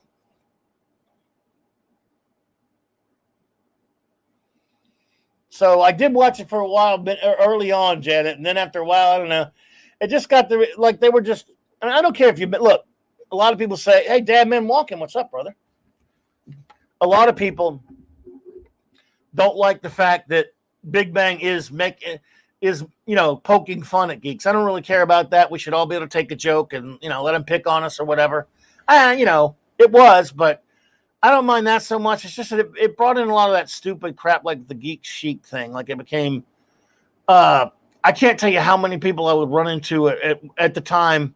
Brett Cohen, good to see you. When I would be at work or out in public and they see me with a geek shirt because it's pretty much all I wear. Yes, I'm a 12-year-old. And they would try to relate and try to talk about, they would mention Sheldon or something. That was before I'd even seen the show. And I'm like, well, who? And they would start talking about Big Bang Theory and stuff like that. And are you anything? They thought I was Sheldon. Or because I like comics, they would say, and I'd say, if I were Sheldon, I'd be making like ridiculous money like that jackass. When I finally learned who he was, I'm like, so most geeks just work normal jobs. I said, I wouldn't be working here if I were Sheldon. And I'm sure there are really super geniuses that also like comics and shit like that. I know, I'm sure. I know it happens. But still, the show, I don't know. See, the thing is, it worked both ways. All I know is, I know there were a lot of people who are my very good friends who got picked on a lot for being a geek. You hear this for a lot, or nerd or geek, whatever you want to say, in school. They got picked on and bullied around. See, that's the kind of thing I never could relate to because I didn't give a shit. Yeah, I loved comics, but I never took shit off of anybody. I'd fight anybody, and it's not a brag, not a macho thing. It's just that I grew up with two brothers. I grew up, in the 60s and 70s. I grew up as a kid. First day when I go to school, I got warned from my dad, like, if somebody picks on you, you don't fight them. You go fight me when you get home. And I would get in fights with my brothers. So you fought for yourself. You didn't put up with any crap off of anybody. So, and I didn't, but I still hated bullies. And if I saw somebody bullying my brother or somebody, yeah, I would fight. But the thing is, I couldn't relate to the getting pushed around and the wedgies and all the stuff you hear about that happens to geeks and all that crap. I know what happened, and if it happened to you, I'm sorry. It wasn't something I could relate to. I played football. I loved my geek stuff, but I wanted to be a pro football player. So I couldn't, and I wasn't a jock or anything. I just loved football. But I couldn't relate to all the cliche of if you're a geek or a nerd, you got picked on and got the wedgies because I know what happens, but it's still, you just hear about it a lot. So, and these, of course, were all a bunch of, these guys on Big Bang were, but I'm not downplaying it for anyone that happened to, by the way. I hate that it happened to you, and I'm sorry, because if it happened to you in front of me, I would do something about it. I was a big kid, and, way bigger now than I was back then, but and I just didn't put up with that kind of crap. But I understood it happened to people, and people have talked about that they've got beat up for liking Star Wars or whatever, but it's just that it didn't happen. It wasn't in my experience. So I would see this and it became the cliche. And yet it became ingrained into pop culture that if you were a geek or a nerd, whatever you want to call it, that you got picked on and again, you got the wedgie, you got smacked around, you got, and you know what? again, I'm not saying it didn't happen. It may have happened to many of our dear friends. You see, but if people made fun of me, I didn't give a shit. And you know what I got? You know how I got picked on as a comic book fan as a kid? If I were reading a DC book, the worst bullying I would get was, "You read DC, but Marvel's way better." That would be the fight. And I love both. JT got to play football in high school and called called all kind of gay jokes. And I was in the marching band and called a dumb jock. I was neither, but won a few fights. If you stand up for yourself, you don't get picked on. But that's easier for some of us to say. I get that. But my point being is, I think most of obviously when you're getting picked on by bigger kids or something, but I'm talking about the things that I got in way too many fights. That's not an excuse, but I'm just saying, I just grew up being taught to fight for yourself. And, I didn't, you just didn't take any crap off of anybody. But like I said, most of the fights, people pick on each other. Because most of the kids liked comics when I grew up at the school. And they liked, they loved Lost in Space. But again, like, Steve talks about, he got bullied. A lot of people get bullied. I'm not downplaying bullying. It's horrible. I'm just saying it became a cliche amongst, geeks and nerds and stuff like that. And on The Big Bang Theory, you had like 4 guys, and all of them are little weenies.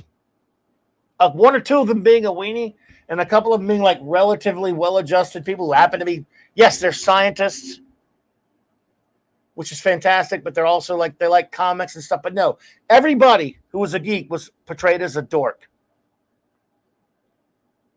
And it became a stupid stereotype. And it just wasn't that funny anymore. I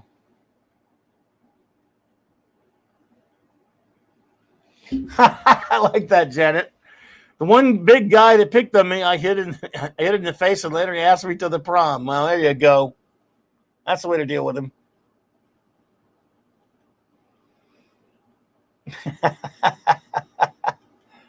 Oh. So I'm just saying, it just pushed stupid stereotypes, I guess. That's what I think about some of those things, about the stereotypes that Big Bang Theory and a lot of the things going on in pop culture that puts about with geeks and nerds or whatever, and yet when you come down to, how many pro football players or pro athletes or big time actors or all these stuff love geek stuff just as much as anybody else. Like Steve mentioned, talks about Neil deGrasse Tyson. He was a nerd, but he was a big nerd, and he's a big dude, by the way, champion wrestler, and he protected his fellow nerds. So yeah. Look, I like Revenge of the Nerds as much as the next guy, but that kind of crap didn't happen all the time. And so, yeah, Big Bang Theory, I don't know why I went off on that tangent. I'm sorry, but yeah, it's just, I don't know. And there's the thing. That's another thing that Raquel points out. Kids are crappy to each other, geek or not, nerd or not. Kids treat each other like shit. So, yeah, what can you do? But it was kind of funny that they kept having guest stars. They had Leonard Nimoy on there, and they had remember they had Stanley on there. Did they have Adam West on there? Or am I thinking of another show? Maybe not. I don't know if they had him on there, but they had Bob Newhart on there, for God's sake.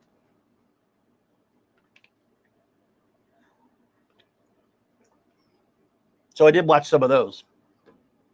Yeah, but I haven't watched that in a long time. Is that thing still going on? Oh, Liger, take it easy, man. Appreciate you being here. Thank you. No, well, I don't know.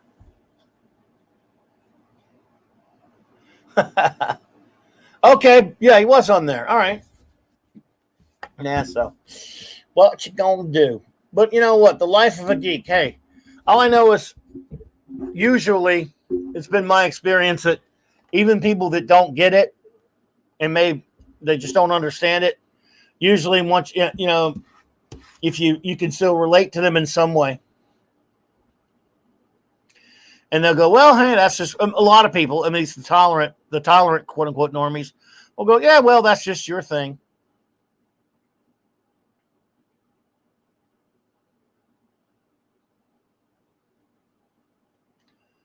Yeah, people used to do that to me also. Number one, they would say stuff like, they would talk to me, or they would see me with a Geek shirt at different places that I've worked or whatever. And or we would have a conversation, and they were being friendly, and I said, "Aren't you? You're just like that guy Sheldon, aren't you? Or you're Sheldon, or some kind of crap like that." And again, before I'd seen the show, I'm like, "Who? What?" And then when I finally saw the show, I said, "Well, how am I like that little twerp?" I thought it was kind of funny, but like, because you're always talking about, yeah. It is true. I would get together with another geek where I would work, and we would talk about stuff that we love.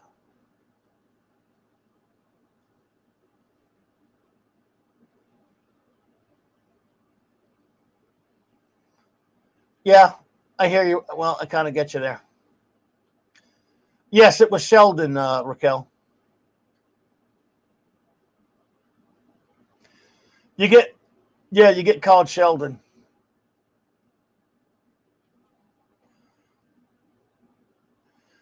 Steve, 6'1", man. So yeah, normal height, but yeah.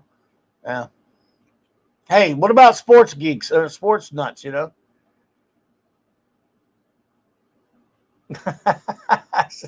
One guy giving me grief over basketball, and I chased him down, grabbed him over the shoulder, and threw him down. And he slid on the bleachers. Yeah, there you go. Well, look, again, people have their fights in school and stuff like that. What can I tell you?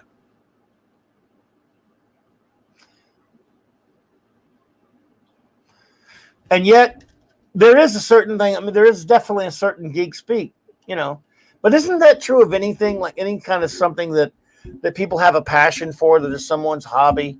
The people on the inside of it talk a certain way about it, and someone who doesn't know anything about it doesn't really get what they're saying. It's not just geek stuff. If you're into certain sports, there's a certain lingo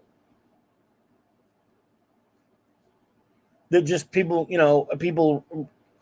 really, really understand, and they just kind of relate to each other for it. The only thing, again, everyone has, and that's another show. Obviously, I like to find out what everyone's. It's always interesting to me. Yeah, I hear you there, Janet.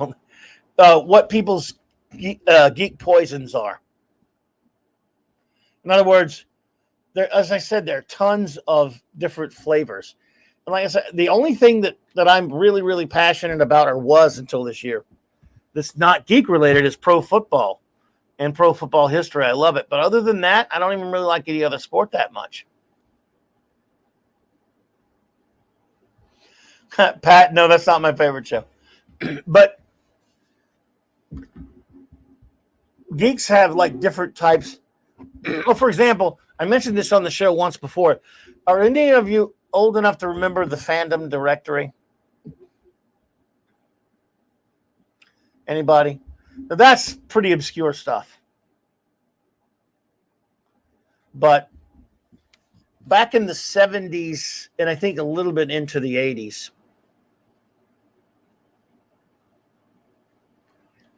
there was a publication that came out, I believe, once a year. I don't know if it was once every 2 years. I can't remember. And I saw it in the back of I don't know if it was. I think it was in the back of a comic book or whatever. I finally ordered it. It's called the Fandom Directory, and it's a phone, like a phone book of fans. I probably still have some buried somewhere. And I think they updated it every year, every once a year. I think I even saw it at a con once. And it would have some nice fantasy art on it. And if you put your name, you don't have to put your phone number. You can put your name and your address or something like that. And people could become pen pals who were fans of it. Because there were cons, but there weren't like bazillions of cons. There was no internet. But you wanted to meet other people. And it was tough just to find ways to, again, there weren't as many comic shops.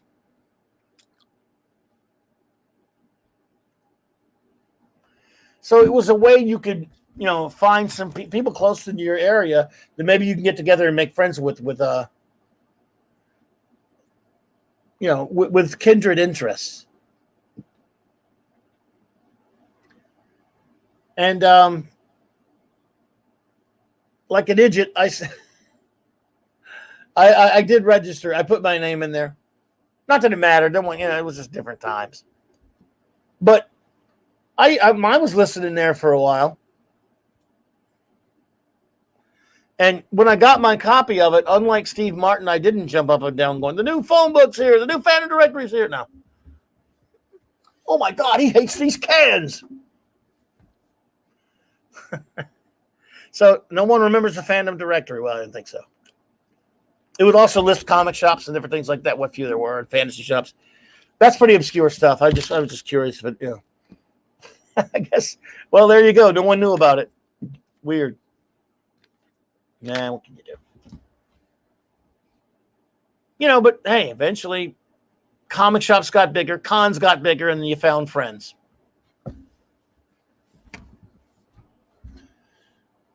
I wonder if I can find a picture of it. I got to find a picture. I bet there's a picture of the fandom directory online. I'm just going to, I don't know. This is dopey shite, but what the hell? We're not doing anything tonight. I'm about to, I promise. Whatever. I will not be shocked if there's not a picture of it online. Holy crap, there are pictures of it online.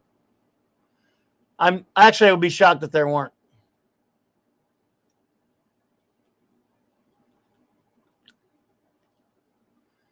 All right. I can't believe. I don't know why. I'm not shocked. I'm just.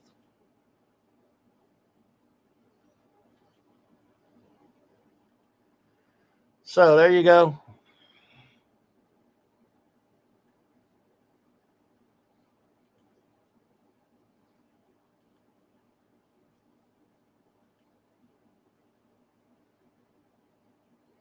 I can't remember which one I'm in.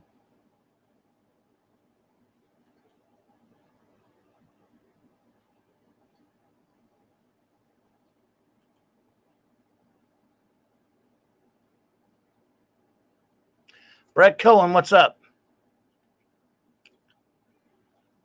Nope, not jogging any memories there? Oh, well, what can I tell you?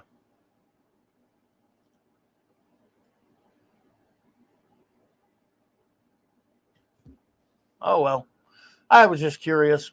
It's strange. Oh, well.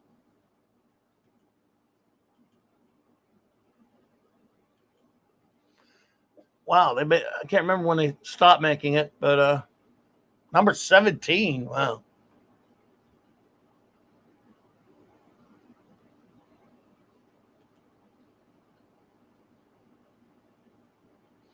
Hey, Kogi Pan. Did I say Kogi Pan? How am I supposed to say that, by the way?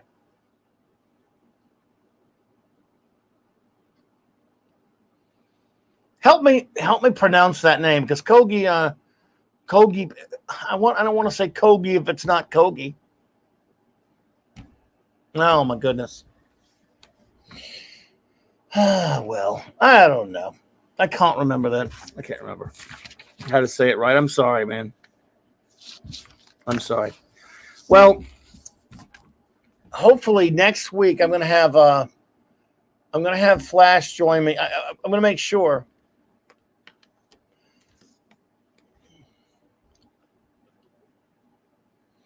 CJ Geek. And I'm taking suggestions on topics for comics and other things too for the Monday Night Show. Have you ever read comics that were inspired from video games? Halo and I used to read Atari Force. Does that count? But no, not much.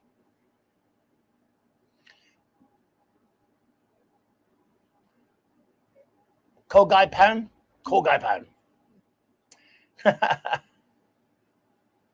Well, Brett Cohen, I really appreciate you being here. I haven't read any comics based on those. I'm afraid. I think Atari Force, and I think I bought it because the art was by Jose Luis Garcia Lopez. So I don't know. But next, I think I got to get with Flash first, because we had a fantastic time the past 2 weeks talking about our top 25 all-time favorite films, favorite movies. As I've said before, I really love the list shows. We have a lot of fun doing them, Flash and I. And this is such a new venue from BTR where we were for 11 years and 700 episodes that it's all new. So we can bring back all the old list shows. And we've done a couple, but not much yet. But we're going to do more Wednesday nights tonight for that sort of thing. Because it's either an open night or we'll stick a topic in there. Friday night, Monday night is strictly for comics. Saturday night is strictly for Star Trek. Wednesday night's kind of the wild card night. Wednesday night wild card show.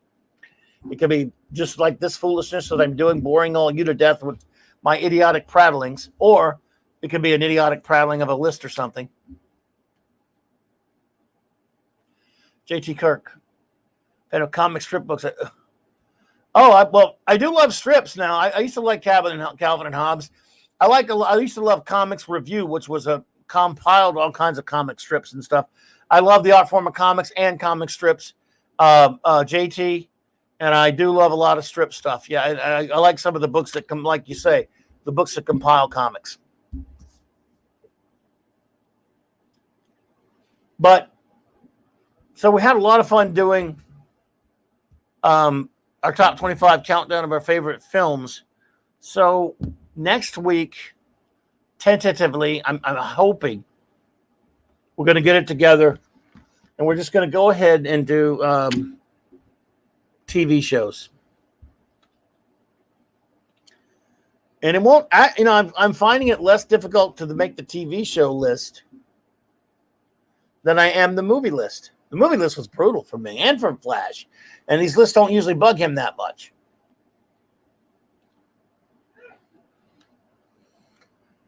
One day, I don't know if this, one day, Flash and I once did our favorite, for example, we did our top 25 favorite Star Trek episodes.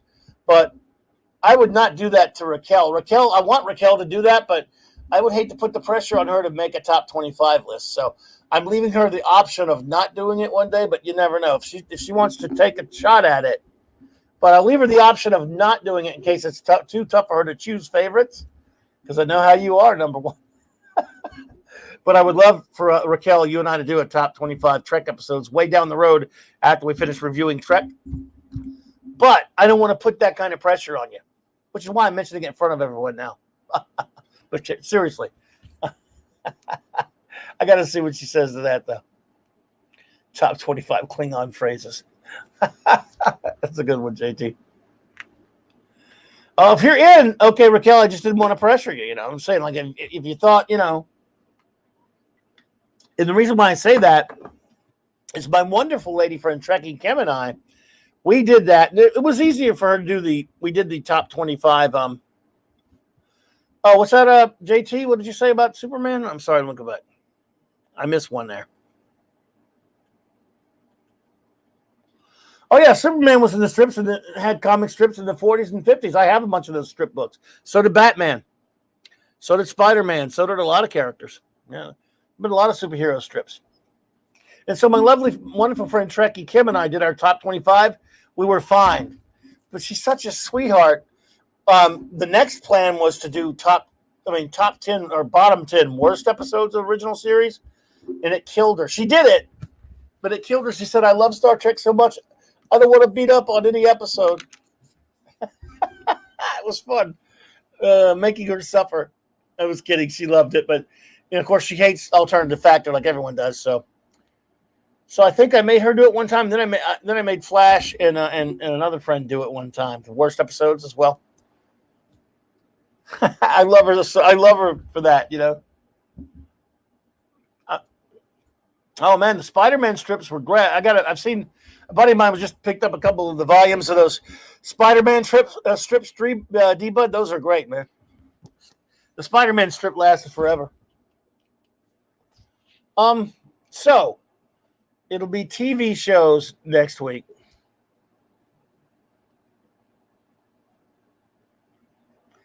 I guess, Jill, it would be something to do a top 25 list. I've done it before, but then there's a stipulation though. Lord Thoth has to be there so he can make fun of me about everyone being a top 10er. I don't know if he's still there, LT, but because I don't know. Oh my goodness! But I promise, LT, that there will only be 10 in the top 10. That I can tell you.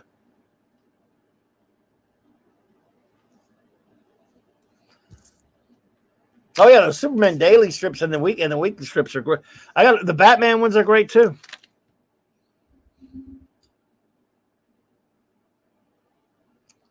So yeah. Anyway, so it'll be. There's so many things planned. My Monday comic show.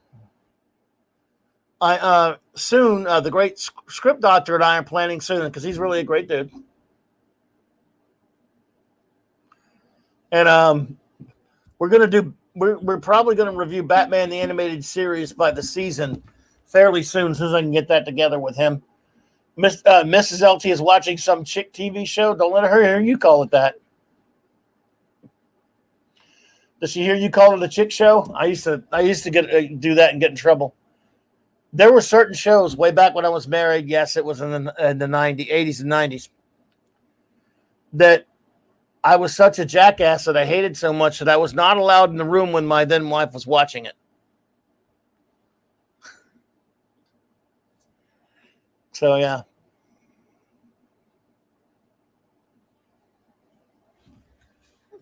So, yes. Before we get out of here, I'll do some show notes, and then we'll let everybody roll. Tomorrow,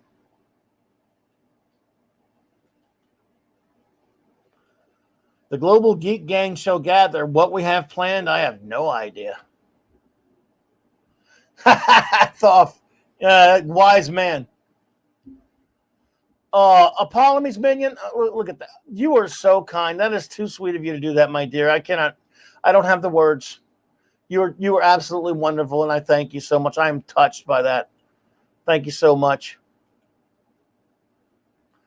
Everyone, if you will take note in the chat, that is a link, of course, for my lovely, wonderful first officer and her literary works. And, of course, there are links in my chat below for all kinds of great friends and their amazing YouTube channels. You know, because we all got to help each other out here. And they're just some. If you haven't supported them yet, let's see, including the one I'm putting in the chat now, my great buddy Mark D with a C, who does happen to be here tonight. But there's a link to everyone's. A lot of other great friends down there as well. Let's see, what is it? Pat says, how about a sing-along with Clobberin 3 Wednesdays from now? Invite Paulie. No, we'll leave the singing to Paulie for his Friday night.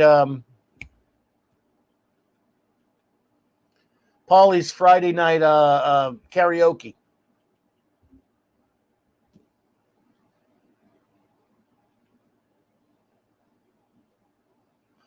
Yeah. D-Bud, I've seen those. In fact, I was jealous. A buddy of mine snagged a couple of those at a con for a fairly decent price a while back, couple years back. Those are great. I'd love to get those.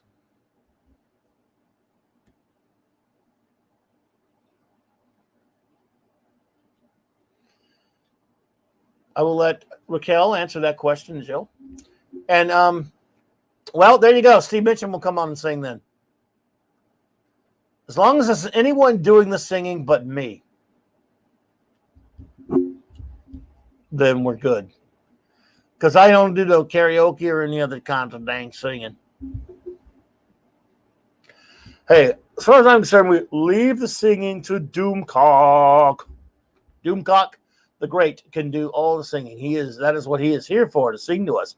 He's extraordinary. He sings every Friday night on Friday Night Frolics, and it's fantastic. So,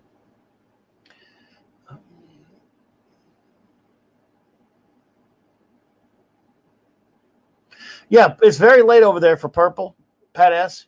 But she was with me Monday night, and I'm going to do everything I can to bug her to get her to come back. So, for sure. So, yeah. Okie dokie. What else is going on? Show notes. I did not make the picture yet because I'm falling behind. I don't know. Been busy a lot. Oh yeah, Doomcott's fantastic. Great singer and a good dude. He's a good buddy. And that's a absolutely great singer. He's a magnificent singer. So let's see here. But you know what, Steve? If you want to come on and sing sometime, dude, hey, you and Raquel can sing because Raquel sings the Steve song. Saturday night, of course, everyone. I don't have it again. I do have sort of a picture. Saturday night, as you all know, Tim Hayes. Tim Hayes. Hey, Tim Hayes. Is Doomcock around right now? I don't know where he is. No, he's not here, if that's what you mean. But we're just talking about him because he is a good friend and a good pal, and we love Doomcock.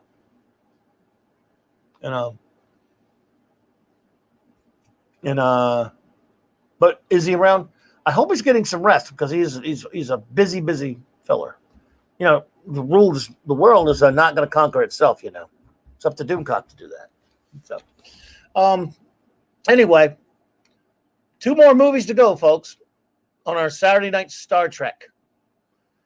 Our ongoing mission is to, for some reason, act like Howard Cosell, even though it's not a Monday night and it has nothing to do with football. Here, we are going to review all of Star Trek. We've reviewed all of Star Trek, the original series. We will soon be reviewing, in our own cataclysmic way, Star Trek, the original series films. We've reviewed the original series and the animated series. Okay, I'm stopping with the Howard Cosell. Sometimes I get going, I just can't stop. I'm sorry.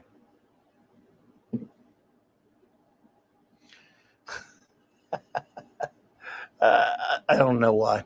I was just watching a bunch of old NFL film stuff. But anyway, no one knows who Howard Cosell is anymore. Oh, shit. Star Trek V, The Final Frontier, and Star Trek VI, The Undiscovered Country.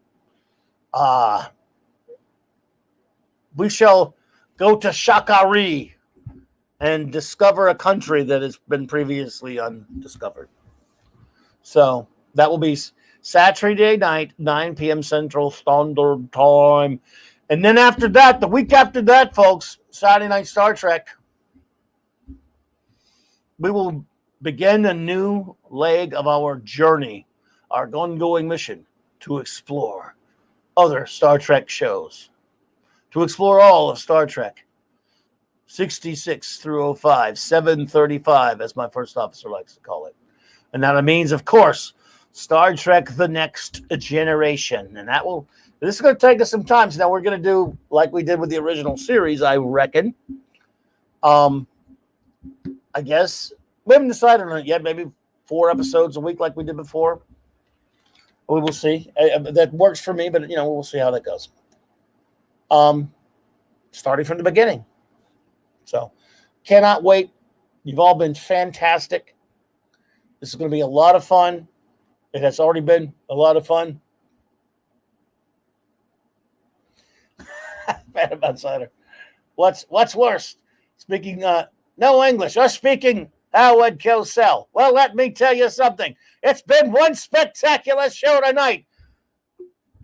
Sorry. I almost went off on another one. Let's see. Don't forget Galaxy Quest. Yeah. Galaxy Quest is a great Trek movie. So, and a week from tomorrow, my dear friends,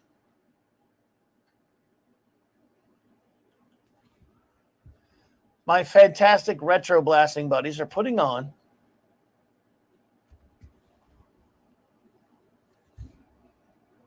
Ace Cast Iron, what's up, bro? Oh my goodness, Ace Cast Iron, good to see you, bro. Hey, your Muslim uncle, what's up, man? Good to see you. Anyway, my wonderful retro blasting pals are putting on Iconicon, a virtual con from July 7th. Is it 7th? I'll see. Or is it 8th? Let's see. Let me see. Monday is 5, Tuesday is 6, Wednesday is 7. It may be the 8th. I may be getting the day wrong, folks, because I know it's a Thursday. Damn it. Damn me in the face. Oh, well. I'll get it straightened out and figure that out.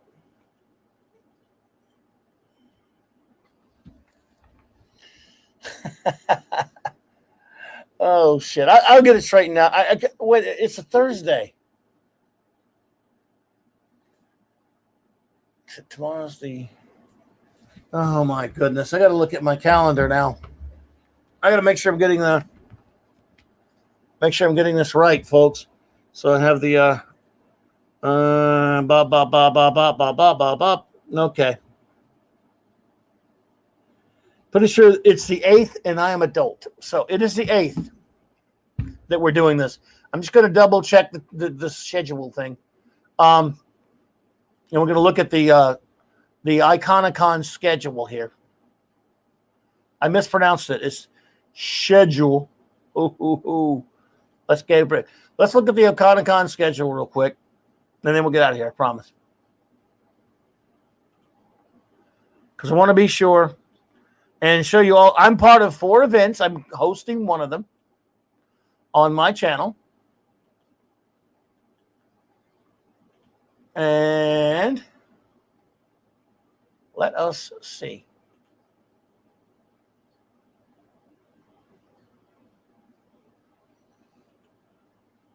All right. Okay, here we go. All right. It actually starts the 7th, but my panel. Okay, there we go. I'm such an arse. Here we go. Oh, it is 7th. Glad I checked. So it is the 7th. That will be a Wednesday, folks. That will be a week from tomorrow. Why did I think that was a Thursday? I could have swore I was on the. God, I'm such a friggin' senile idiot. I swear. I hate me. I hate my damn guts. All right. Okay. I'm mad at my damn guts, too. All 20 of them. All right. So here we go. The schedule for Iconicon, my friends. Bop. I'm sure my retro blasting buddies won't mind me doing this at all because the schedule is public now. As you can see, many panels. The Dreamland podcast will do a panel on the Abyss film. Retro banking, vintage. What the hell? Character cakes. That's weird. The psychology of toy collecting. The horror films of the 80s. Coming of age. Hollywood with Kevin Coogan. Here we go. Comic shops of the 80s. By me. Hosted by me on Clobberin Times. With guests.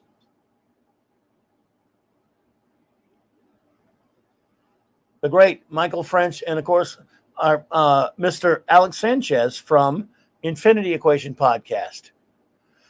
Oh, Tim Hayes, is it your birthday? Tim Hayes, happy birthday, sir. Really appreciate you. And of course, Tim Hayes is also a friend of Retro Blasting. And it is good to see you here, Tim. Thank you. Because we love something. I love my Retro Blasting friends. So that will be that. And let's see what else. There are other fine panels they will have. That is, I found it now a week from tonight. I'm glad I checked. I'm glad I double checked this because I'm such a jag off. Okay, and that is of course 5 p.m. Central, 6 p.m. Eastern for a Iconicon panel. Premiere another one, the history of the Thundercats. Retro Blasting will be doing a watch along of the film of the Lou Ferrigno Hercules film. Then on Thursday. What and why we collect. by Retro Blasting, of course. History of the Real Ghostbusters toys, Argos Toys catalogs, Teenage Mutant Ninja Turtles, the first 2 years, the Great 80s Movie Debate, Highlander, Star Trek 4, and The Breakfast Club. 80s Metal Decade in Review, premiere interview with William Stout. If those who don't know, great fantasy artist.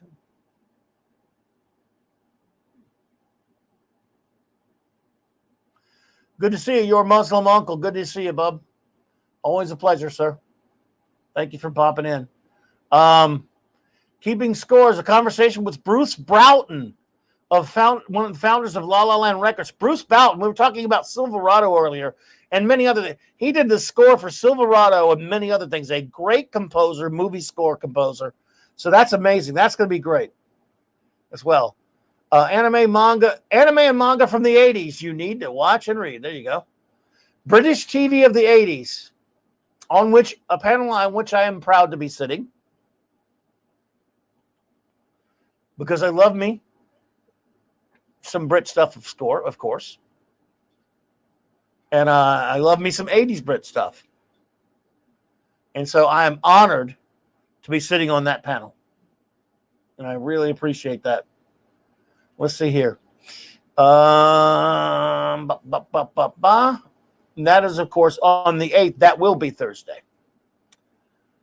Also, premiere Tomahawk Thug Helicopter Review. That's a G.I. Joe for you G.I. Joe fans out there.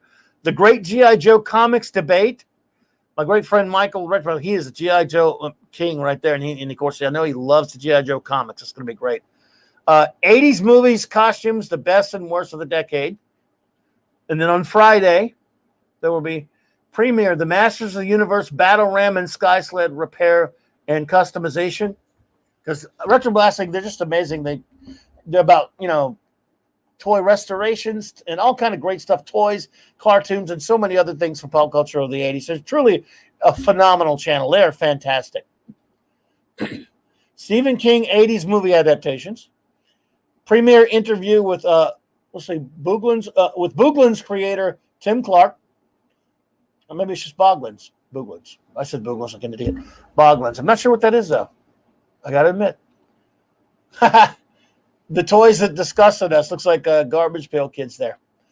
The past and future of Sword and Sorcery of the 80s.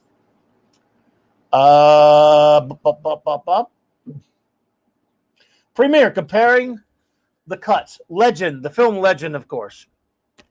Wow, look at this one. Night of the Comet, strong female characters in the 80s. And this one has the ladies from the film. Everyone remember Night of the Comet? Catherine Mary Stewart and Kelly Maroney both were in that. Who doesn't remember Night of the Comet, folks? I haven't seen that in ages. What a cool thing. And as both of those lovely ladies will join the other lovely lady, my wonderful friend Melinda, for that panel. That's fantastic. That is really cool. Let's see here. Then, oh wow, Canon Films Jeopardy. Remember Canon Films, everyone? Boy, oh boy. Look at the. Anyone remember Bionic 6? The Bionic 6 cartoon? Boggins are creepy hand puppets. Okay. There you go. Shows what I know, Pat. I must have forgot. So Bionic 6, that was a cartoon that didn't last long, but it was popular. Then Leonard Starr live stream. Leonard Starr. There you go.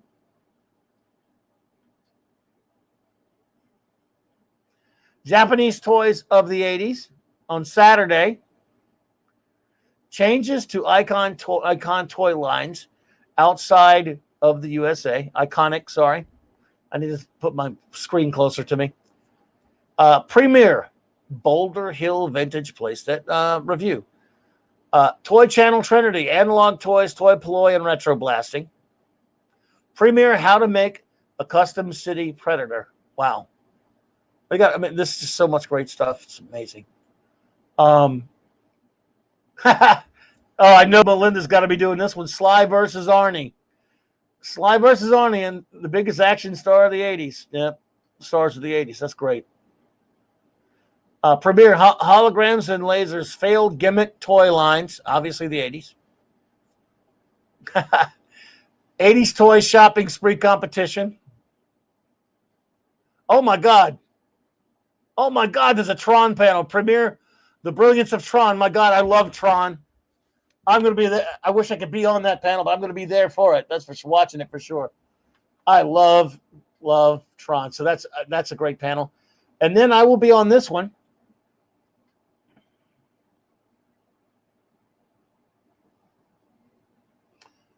Bond in the 80s, Dalton and Moore. I'm a big James Bond fan. And so I'm really looking forward to that. Pat S. is declared a winner. Oh, Raquel, you have to go, my dear. Oh, number one, great to see you. Thanks for being here. Is it Canada Day? I didn't know that. Happy Canada Day to you. Clobby definitely fights for the users, that's for sure. So a bold panel right there. And then, let's see here. Almost done. After that, another panel that I am proud to be sitting on is Return of the Jedi, the end of 80s Star Wars. The end of 80s Star Wars, question mark. There you go.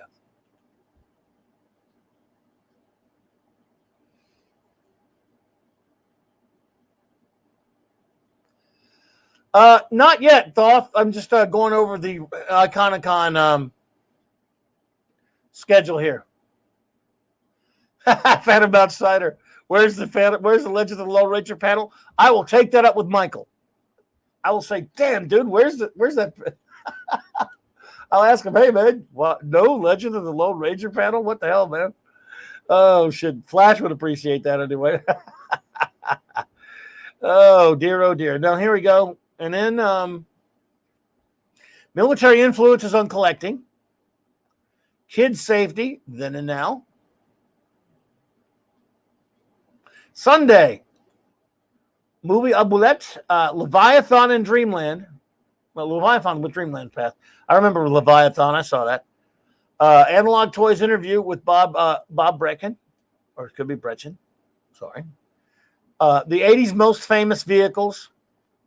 Game show finals, 80s trivia showdown. Wow. Premiere, the importance of imagination. Worst toys to repair. And then The Last Starfighter. Lance Guest and Catherine Mary Stewart. The stars from The Last Starfighter. If you got any Last Starfighter fans here, that is a cool one as well, man. That's incredible.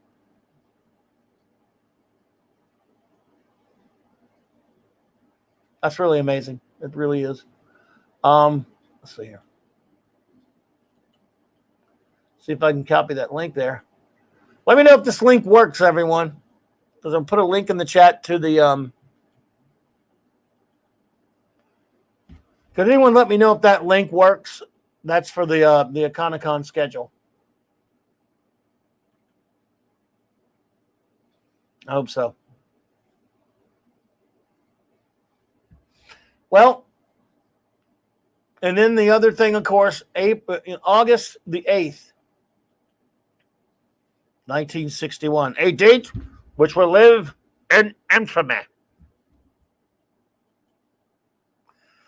Fantastic Four was released. Thanks, Thoth. I appreciate that, buddy. And we all know, as I tiraded about at the beginning of the show, Marvel Comics will not sufficiently celebrate the 60th anniversary of the Fantastic Four. I decree it. Appreciate that, everyone. I decree that Marvel Comics will not celebrate the 60th anniversary of the Fantastic Four appropriately. So, it's up to us, Clobberin. It's up to Clobberin times, buddies, and I'm counting on all of you. I shall gather my global geek gang on August 8th, 4 p.m. Central Standard Time, Sunday, that is, of course, to celebrate the release of Fantastic Four #1 and Marvel's first family in general. Oh, we're all going to be fighting over the Invisible Girl there, bro. I can see that now. Hey, man, thoughts? You're the Silver Surfer. Look, dude. Because I love me some Fantastic Four.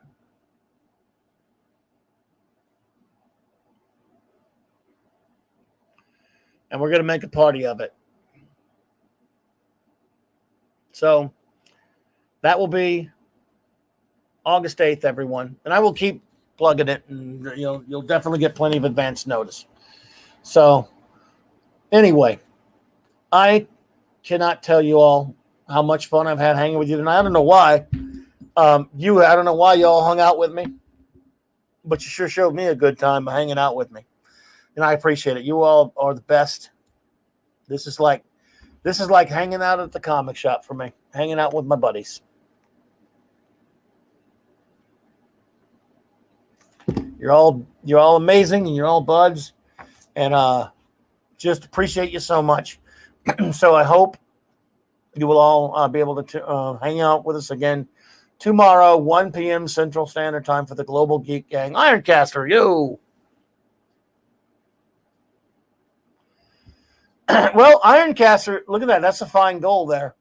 Going to read all the Kirby FF run. That's 102 issues. Almost 103 if you count one where you did some pencils and layouts. Absolutely, Thoth.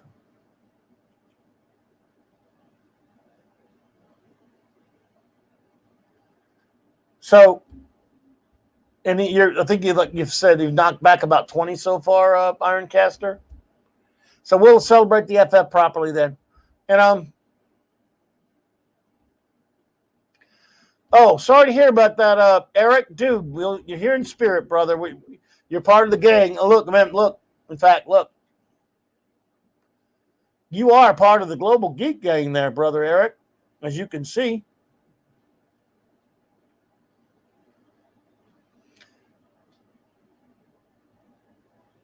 And, yeah, so you're on there, man. So many wonderful friends are on there. And, yeah, so thank you all for hanging out with me tonight. I appreciate it. It was a lot of fun, as always, for me. If Dr. Doom marries anyone other than Purple, he's a fool. Way to go, D-Bud. I appreciate you, bro. Yeah, yeah. I made Eric Booster Gold. But that's okay. When we do Fantastic Four oriented, he'll be a Fantastic Four related character, of course. This is just like a mismatch of a type of thing there.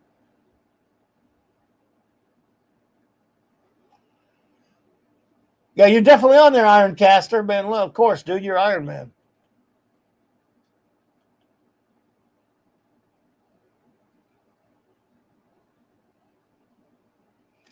On here, Eric K., you're Impossible Man right there. It's kind of small to see it, but,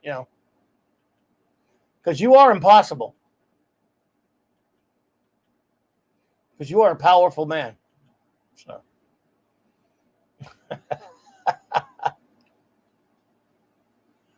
Actually, Mark D with the C, I was going to say Paste Pot Pete for you, man.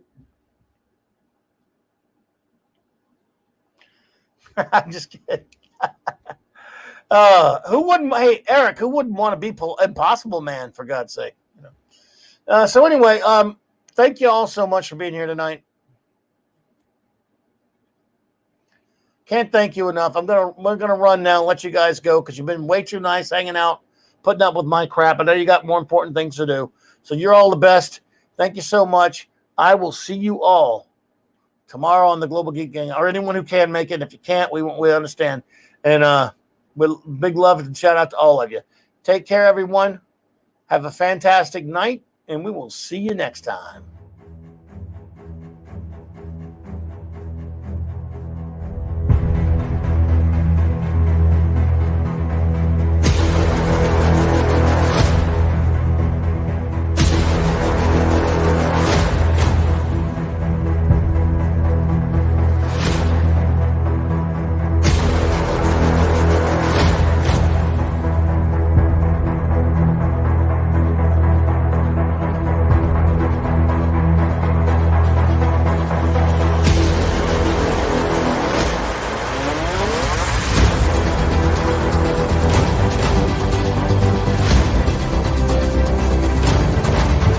Happy Canada Day to all of our Canadian friends.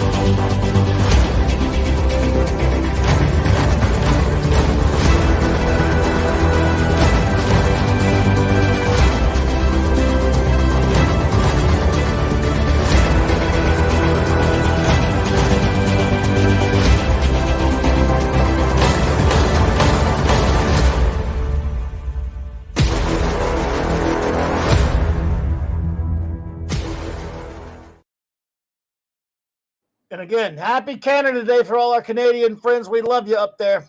Bless you. God bless you all. Good